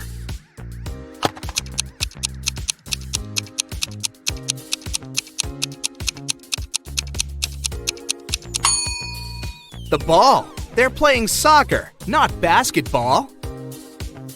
Which cow is different from the others?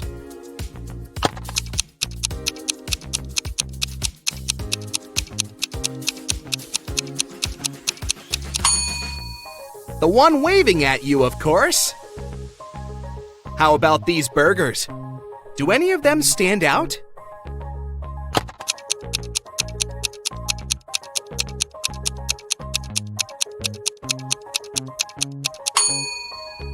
See, this burger is smaller than the rest. There's something wrong with this picture. What exactly?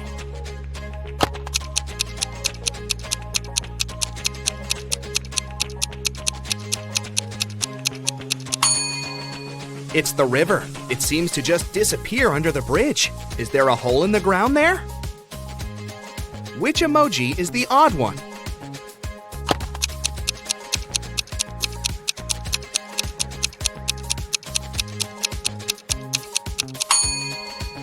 The one with its mouth missing. There's something that doesn't seem quite right in this picture. But what?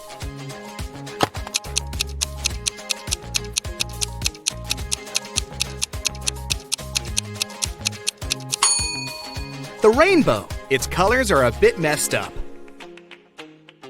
Can you find a pig among these birdies?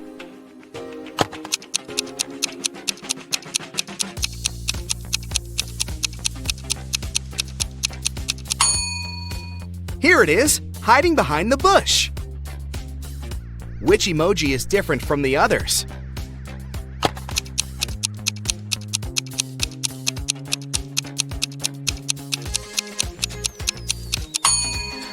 It's the unwinking one, with both of its eyes open. These smiley faces look so cool, all but one.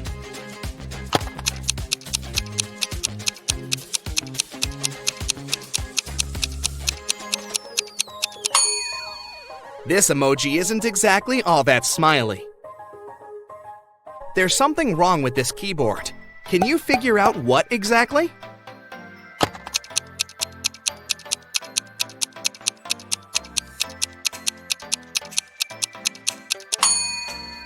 There are 2 8s on it, but no 9s. Which pooch is the odd one?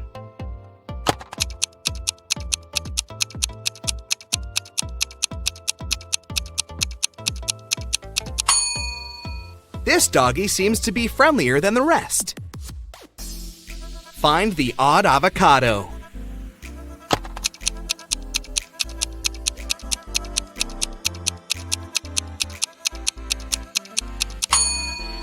Right, it's the one with the heart-shaped pit. Which emoji is different from the others?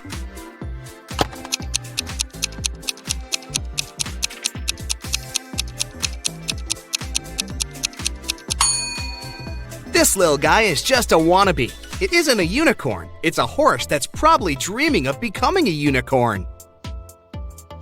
Can you find the odd emoji?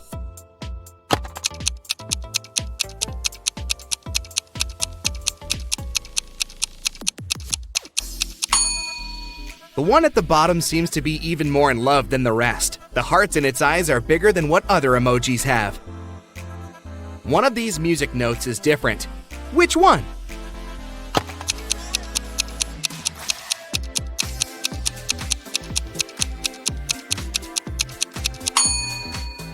Ah, now I see it! What's wrong with this picture?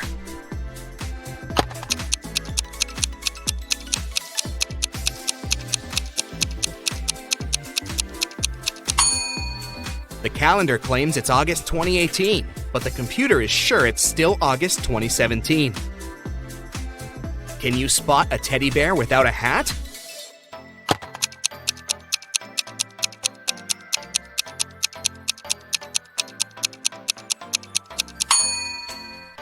Here it is!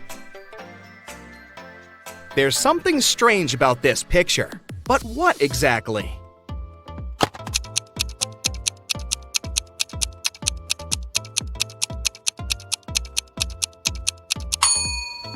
One of the birds doesn't have a reflection. Creepy.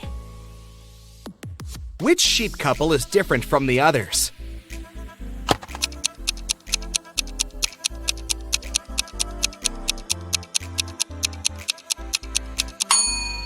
This one, the lady sheep is facing away from her admirer. Amy was walking through a forest and saw 3 portals in front of her. Each could take her to a different place. The first one would send her to the moon. The second portal would move her to the bottom of the Mariana Trench. And the last one would take her 30,000 years back, when large dinosaurs were still roaming our planet. Which portal should she choose to survive?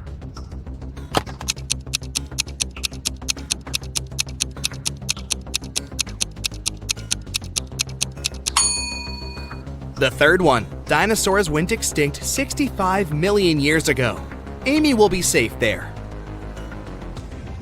John was looking for a gift for his mom at a shopping mall when he noticed that one of the stores had a mysterious extension. It led to a vault filled with diamonds and gold jewelry. As soon as the guy walked in, the store owner locked him in the room. He told John he had to eat one of the 3 cookies on the table and manage to get out of the room. Then he'll be rewarded generously. The first cookie would turn John into an animal. The second cookie would turn him into a giant. And the last one would make him invisible. Which cookie should John eat?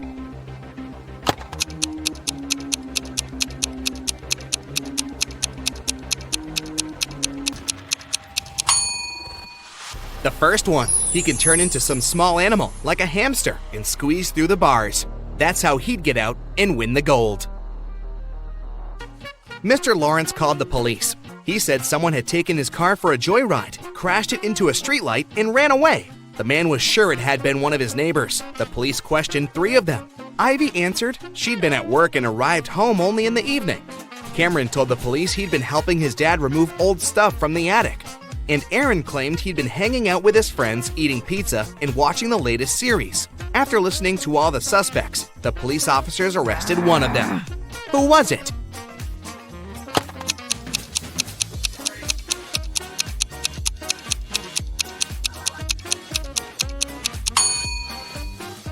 It was Cameron. There's no attic in his house. He invented the whole story. Naomi invited her friends to a pajama party at her house. The only thing she asked the girls was, "Don't enter my brother's room. He loves playing tricks on people. And once you get there, you might not be able to get out." They were gossiping and watching viral TikTok videos when one of Naomi's friends asked, "Wait, where's Rebecca?"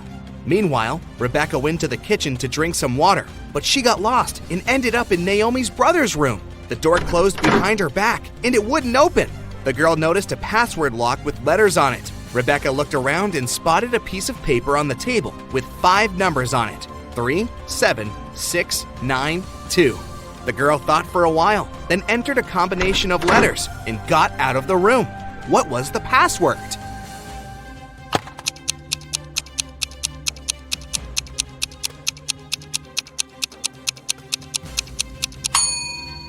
The code was the first letters of the 5 numbers, T, S, S, N, T. An expensive ring went missing from a jewelry store on the first floor of a large shopping mall. The manager called the police. After watching the CCTV camera footage, they had 3 suspects: a student, a woman with a daughter, and an elderly man. The student said he had agreed to meet with his friend next to the jewelry store. "I didn't even set foot inside," the woman said. "I was at the movies with my daughter here in the mall when everything happened." The elderly man said, "Yes, I did enter the store. I felt unwell and asked for a glass of water, but I didn't take the ring." Who's lying?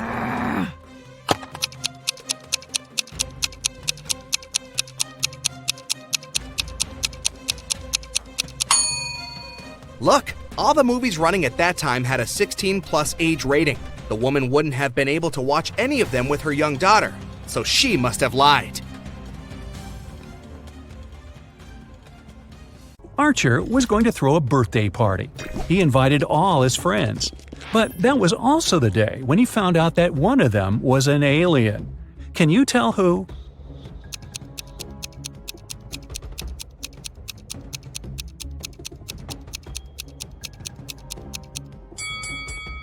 It's Alex. Look, both of his shoes are left one. That's weird. In a parallel universe, it's only allowed to have fun and eat sweets. Studying is against the law. Mrs. Noslow came home after a party in a club and asked her daughters about their day. Eve said she had been playing computer games all day long. Anna said she'd invited her friends over. They made a huge pizza and ate it together. Hannah said she hadn't even left her bed. She was watching YouTube videos. In reality, one of the girls was secretly studying. Ooh.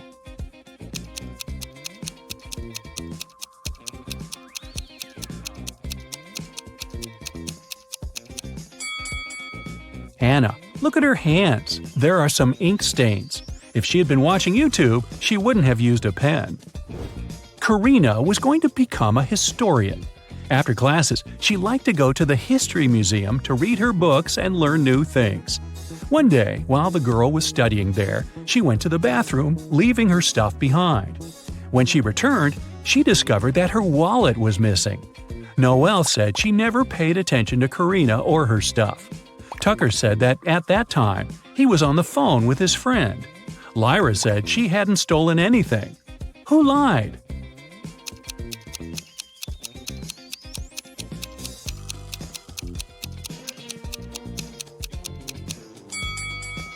Tucker.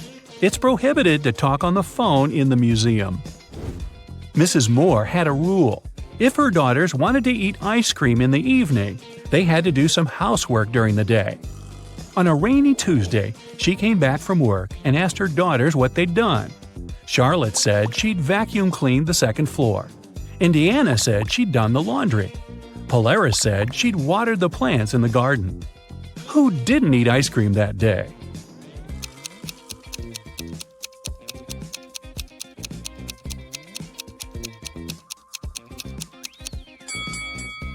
Polaris. She said she'd watered the flowers, but why would she do it if it was raining outside? Detective Callum is on a mission to find a vampire and an elf. He knows that the vampire lives in the red house on the left side of the neighborhood. Look closely at this family and find the vampire.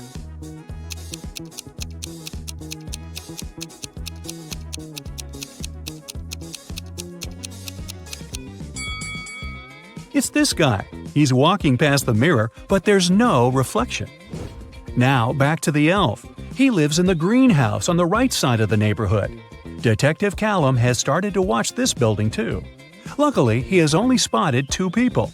But who is the elf?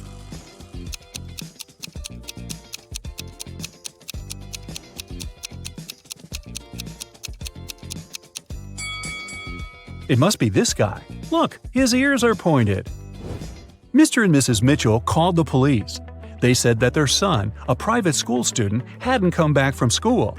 The problem was that he suffered from amnesia. The police started to search the city. They found 3 teenagers with amnesia who didn't know their names or the names of their parents. And still, they managed to figure out who Mr. and Mrs. Mitchell's son was. Can you understand it?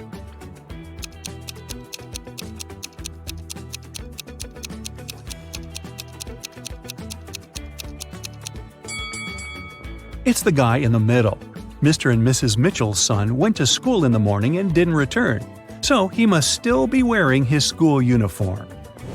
Phoebus crossed the border of 2 countries every day, riding his bike and wearing a huge backpack. The custom officers checked his bag every day but couldn't find anything prohibited. And still, they were sure that Phoebus was up to no good. They were actually right, but they couldn't understand what was wrong. Can you figure it out?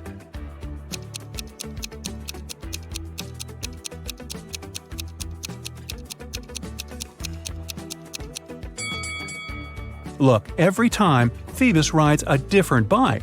He smuggles bikes right in front of their noses. Mrs. Adams came back home. She had 3 children who were grounded and not allowed to watch TV. When she was about to get into the house, she heard that the TV was on. But when she entered, it had already been turned off. Serenity was in the garden. She said she had been redoing her flower bed for the last couple of hours. Cressida was upstairs in her room doing her homework. Everett was in the garage playing the guitar. Who lied?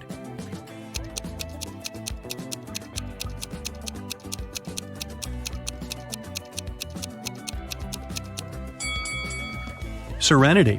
No one works in the garden wearing a dress. Also, she's completely clean and doesn't have any garden tools with her. Oliver is terrible at packing. Whenever he goes somewhere, he always takes the stuff he'll never need. Today, he's packing to go camping in the forest. Take a look inside his bag and decide what he won't need on the trip.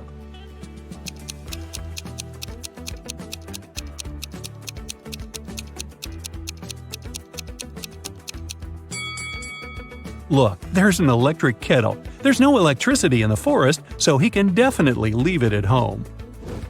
Now, look at what Oliver has packed for a weekend at his parents' house. What things won't he need?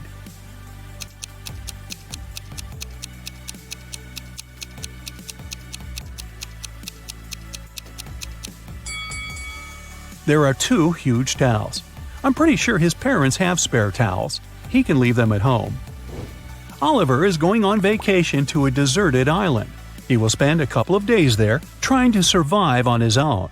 What things won't he need on the island?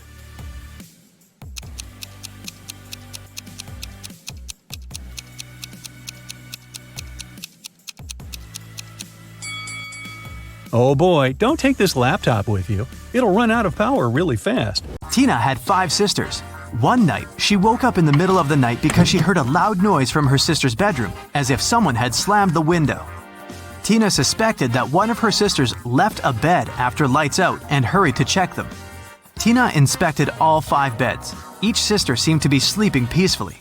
Helped Tina to determine which sister went for a walk after lights out and made so much noise.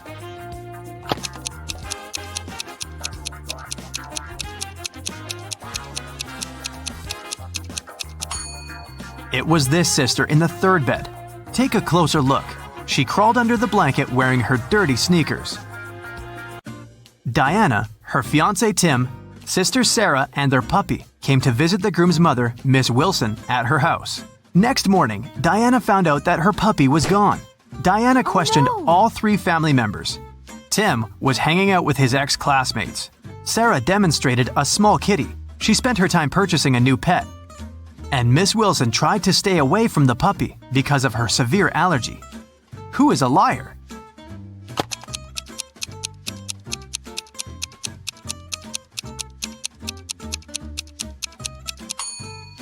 Miss Wilson lied about her allergy. She wouldn't have been able to stand next to the kitten. Betty had 3 daughters. One morning, her neighbor Lauren said she had seen one of Betty's daughters at a nightclub last night, but she wasn't sure which one exactly. Betty didn't allow her daughters to visit nightclubs, so she questioned all of them. Sam spent all night in a library. Gemma on a date with her boyfriend, Alex, but she returned home before midnight. Kelly said she was watching a series all night and didn't leave the house. Who is lying?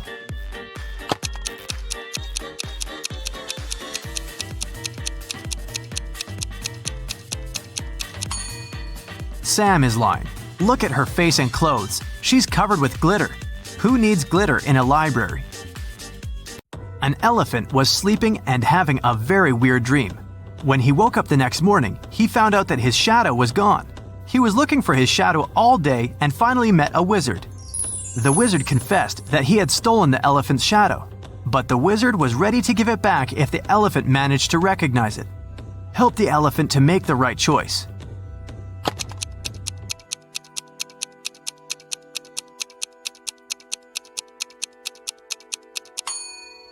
Yep, the second shadow fits perfectly. Kelly received an anonymous message that one of her teachers is a vampire. Look at the picture. Can you help Kelly to identify the real vampire?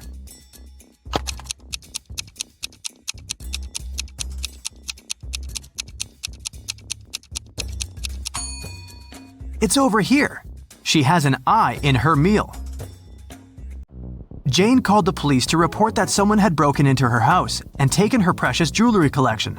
She was washing her hair in the shower when she heard footsteps downstairs. She went down and found out that the safe was opened and all the jewelry was gone. When the detective heard this story, he arrested Jane immediately. Why?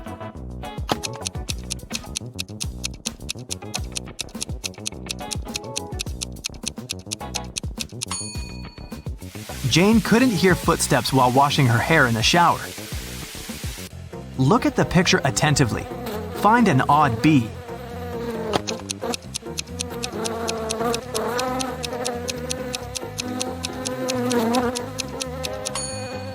That's right, this bee has fewer stripes than the others. Jack and Sarah went to the countryside to celebrate their anniversary. At the local market, they bought a sweet watermelon. They sat on a beach, cut it up, and enjoyed it.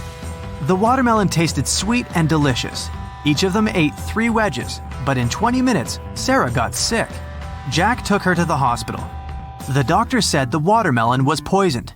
Sarah and Jack ate the same food and drank the same drinks. How is this possible that Jack feels well?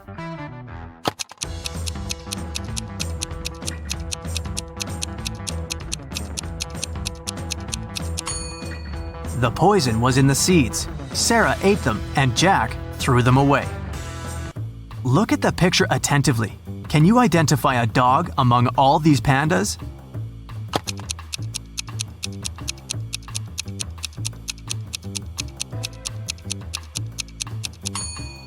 This little body is definitely not a panda. Tell which one of these men has a rich wife?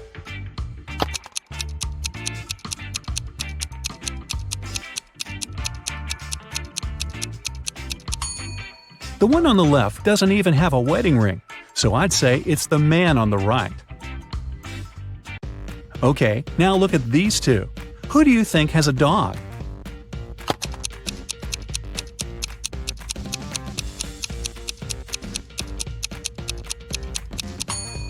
It's the guy on the left. Look, his shoes are all chewed. Must be his dog's job. Kaylin and Juliet are going to their friend's house to work on a group project. At least, that's what they told their parents. In reality, one of them is going on a date with her secret boyfriend, and she's going to meet him instead. Can you tell who?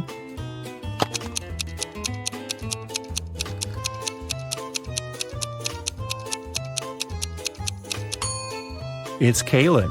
She's dressed too well for a study date, and no one normally wastes red lipstick for a group project.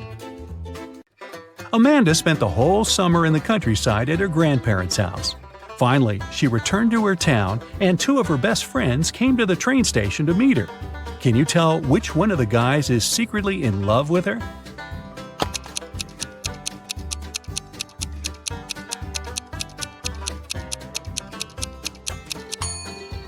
Well, considering that the one on the left has flowers and candy for her, I'd say he probably likes her. Sydney and Louisa both failed their history test. Their mother grounded them and made them study all weekend. She was occasionally walking in the room to check on them, so she walked in again. Can you tell which teenager wasn't studying?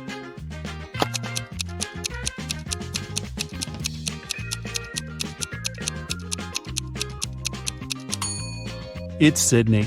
She's holding the book upside down. She must have grabbed it when she heard her mom walking in to pretend like she was studying. Look at these guys doing some housework. Who's not smart?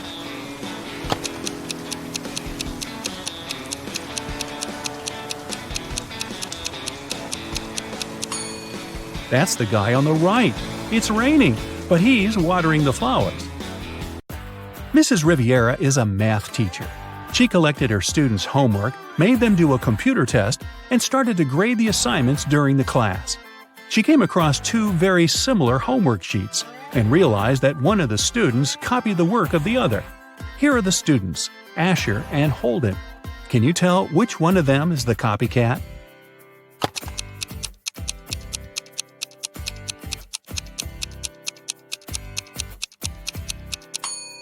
It's Asher. His hands are covered in fresh ink, which means he probably just did his homework right before the class. Mr. Reed came back home at night after another long shift. His wife was still up. He kissed her and went to bed. Mrs. Reed had been suspecting that her husband was cheating on her for a while already, and this time she wanted to know for sure. She decided to check his pockets. The next day, she told her husband that she knew he was cheating on her. Why?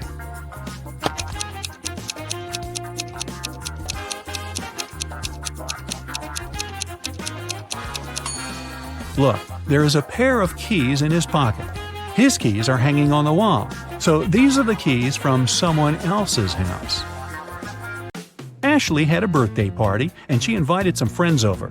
Liliana didn't want to go, so she lied that her mom grounded her and made her clean the room. Ashley was sad but understanding about it. To make it up to her, the next day, Liliana invited Ashley to her house to study together and to watch a movie in the evening. Ashley agreed, but at Liliana's house, she understood that she had lied to her. How?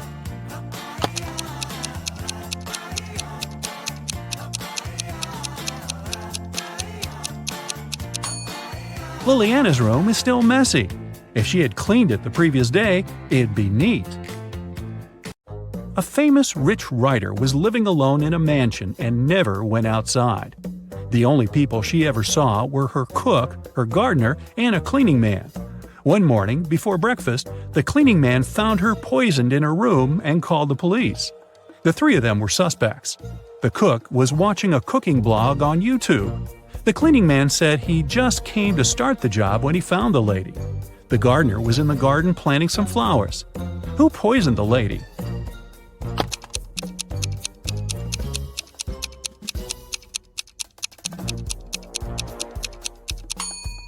It must be the cook. It happened right before breakfast, but he wasn't cooking anything. He knew the breakfast wouldn't be needed that morning. It was summer break, and Ariana's friends invited her to go camping. Ariana wasn't really into camping, but didn't want to admit that she'd rather stay at home and watch TV. So she said that her parents invited her to go to Greece. In reality, she stayed at home and was binge-watching TV shows. Her family sent her a vacation photo.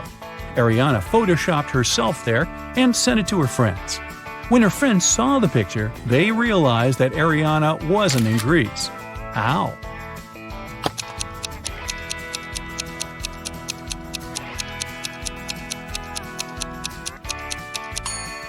Ariana photoshopped herself, but her friends noticed that everyone in the picture except for her cast a shadow. Hallie works at a gas station in a city suburb. It was calm and quiet there. One day, she only had 3 customers. The first one got something to drink. The second one got some chocolate bars, and the third one just paid for gas. One of them was a criminal, and Hallie reported him to the police. Who was the criminal, and how did she understand it?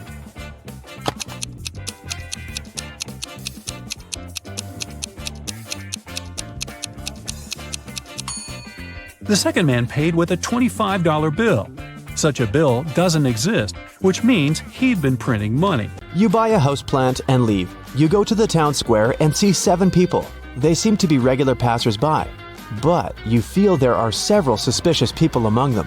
Find them all.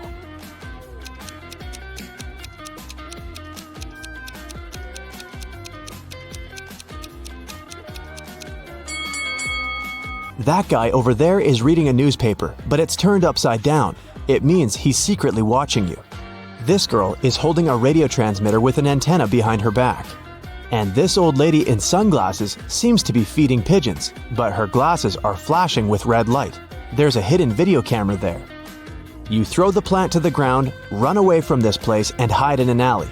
On the wall of a brick building, you see several posters with different girls. A girl named Erica lives in America.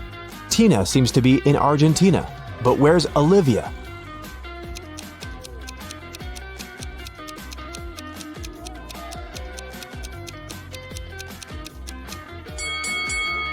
The correct answer is Bolivia. You get on a bus and go to your secret house. No one knows about it. You get off at your bus stop and climb the hill. There are 3 bridges across the river. People are standing at the other side of each bridge. One of these people wants to catch you, but who?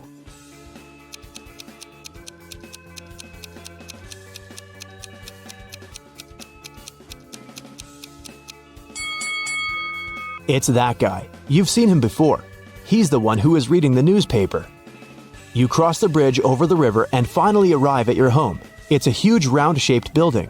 There are round rooms inside. You go to the living room and find a broken mirror. Your maid, gardener, and cook were supposed to visit your house today. The cook says he hasn't been to the house at all today. The gardener's been cutting flowers outside. And the maid said she's been sweeping the corners in all rooms of the top floor and hasn't broken the mirror. Who will you believe?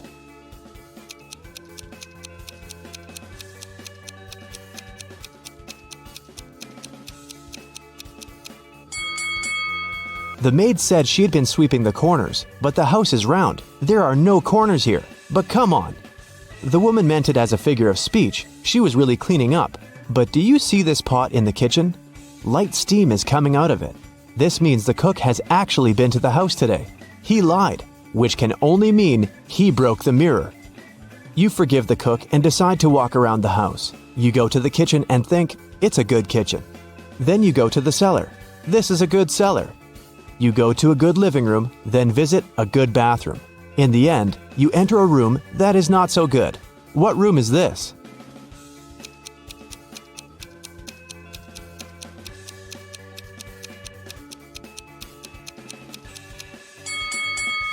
It's your bedroom. You leave the house and get into a new fast car. You're driving along an empty road at low speed and notice there's no brake pedal in the car. The road ends at the edge of a cliff. You can jump out of the car, but you don't want to abandon it. Luckily, you still have some time to think. How can you slow down?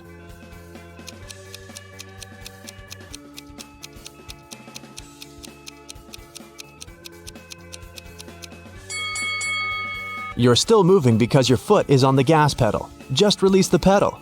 The car will slow down and stop.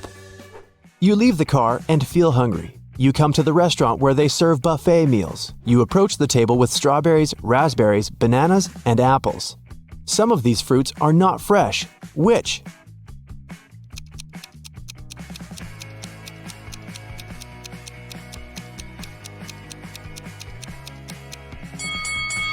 All of the fruit trays are almost empty, but there are a lot of strawberries left. People don't take them, so they're probably not very fresh.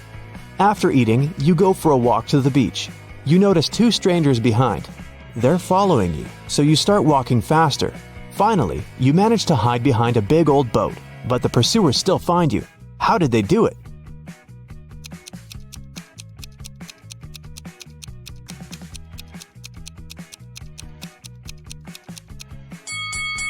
You've left footsteps in the sand.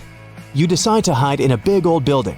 You put on a pair of glasses equipped with a thermal imager and walk through the ruins. Suddenly, you hear strange sounds. You turn on the flashlight and illuminate a small hall. 3 zombies are heading towards you.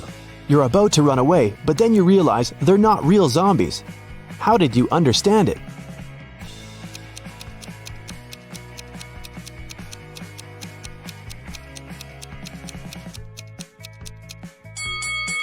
You have the thermal imager. It shows that the zombies' bodies are warm, which means they're regular people. Zombies don't produce heat.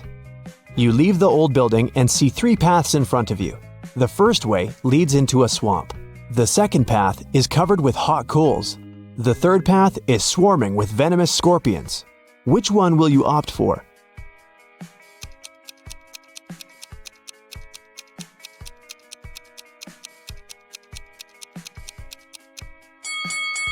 You wear sturdy shoes. Running on the coals won't hurt you.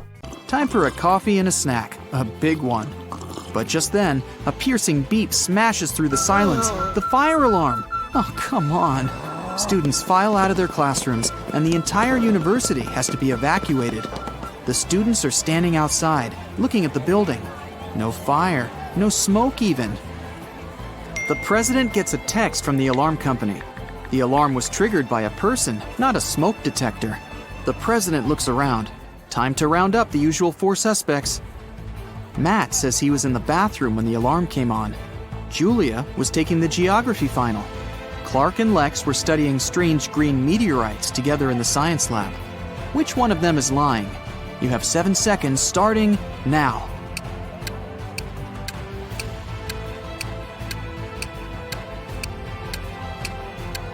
It was Julia. The geography teacher postponed the final, remember?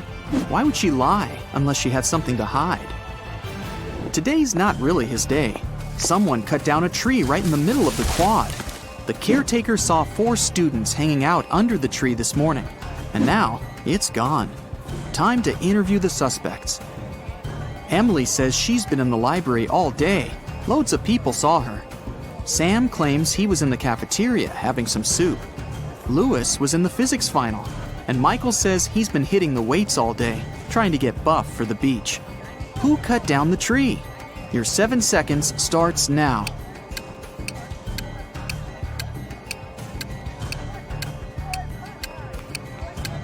It was obviously Sam.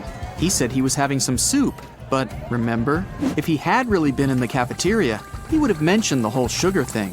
Plus, the president was in there and didn't see him. He's lying. On to the biology final. They've got a new teacher who's giving a unique type of final. The president sneaks in the back of the room. The teacher explains that she gave her students ficus seeds at the beginning of the semester. Whoever has the most beautiful ficus plant will get the highest grade. It's time to present the results. The students start to file into the classroom. Half of them are holding pots with beautiful green ficus trees. The other half have pots filled with plain old earth. No leaves, no nothing. The teacher says the students with empty pots all get an A. Why did the teacher do that? Solve this mystery in 7 seconds. Go!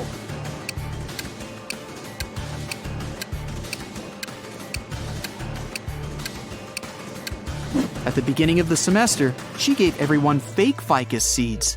The students who showed up with full-blooming plants must have bought a full-grown plant and stuck it in the pot. Ha! Busted! Last final of the day, philosophy. The young teacher is in there, waiting for all the students to take their seats. After that, he puts a bust of an ancient Greek philosopher on the table. The teacher says, "Write a short essay on the following topic: why this bust doesn't exist." The student with the most convincing argument gets an A, while everyone else gets a C. Huh, tough teacher. After an hour, the students hand in their papers. Most of them filled up the front and back, but one student only wrote 2 words, and she got the A. What did she write? I'll give you 7 seconds to figure it out.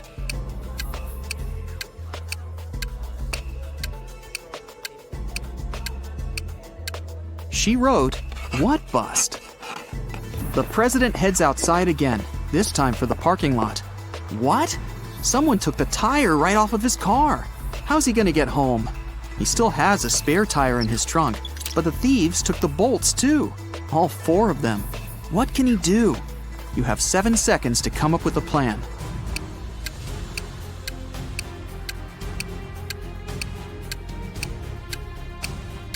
He needs to unscrew one bolt from each of the other 3 tires and attach them to the spare. Each tire now has 3 bolts. That'll be enough to get to the nearest service station. What an intense day. The president's ready to kick back for a few, but he gets another urgent text. There's broken glass all over the quad. Someone broke a window up there. The only 3 people around are a cook, a gardener, and a student. The cook says he's been boiling up a new soup for the last hour, since someone put sugar in the last one.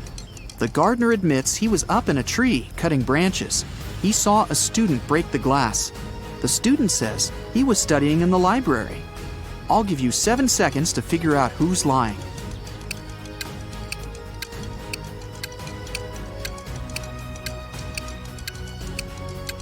The gardener's lying.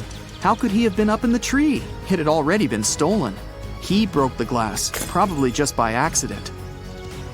The day's finally over. The president heads over for the best tradition on campus, the post-finals party. It's in the basketball arena.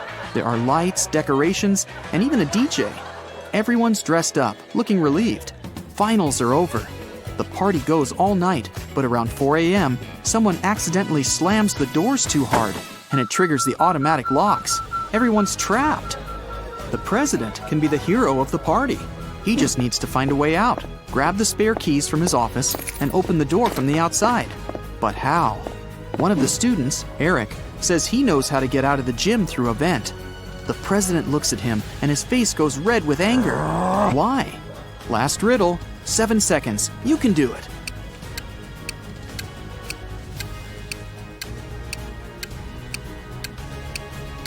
Eric just gave himself away. He's obviously been in the ventilation shafts before, so it was probably him who stole the physics final.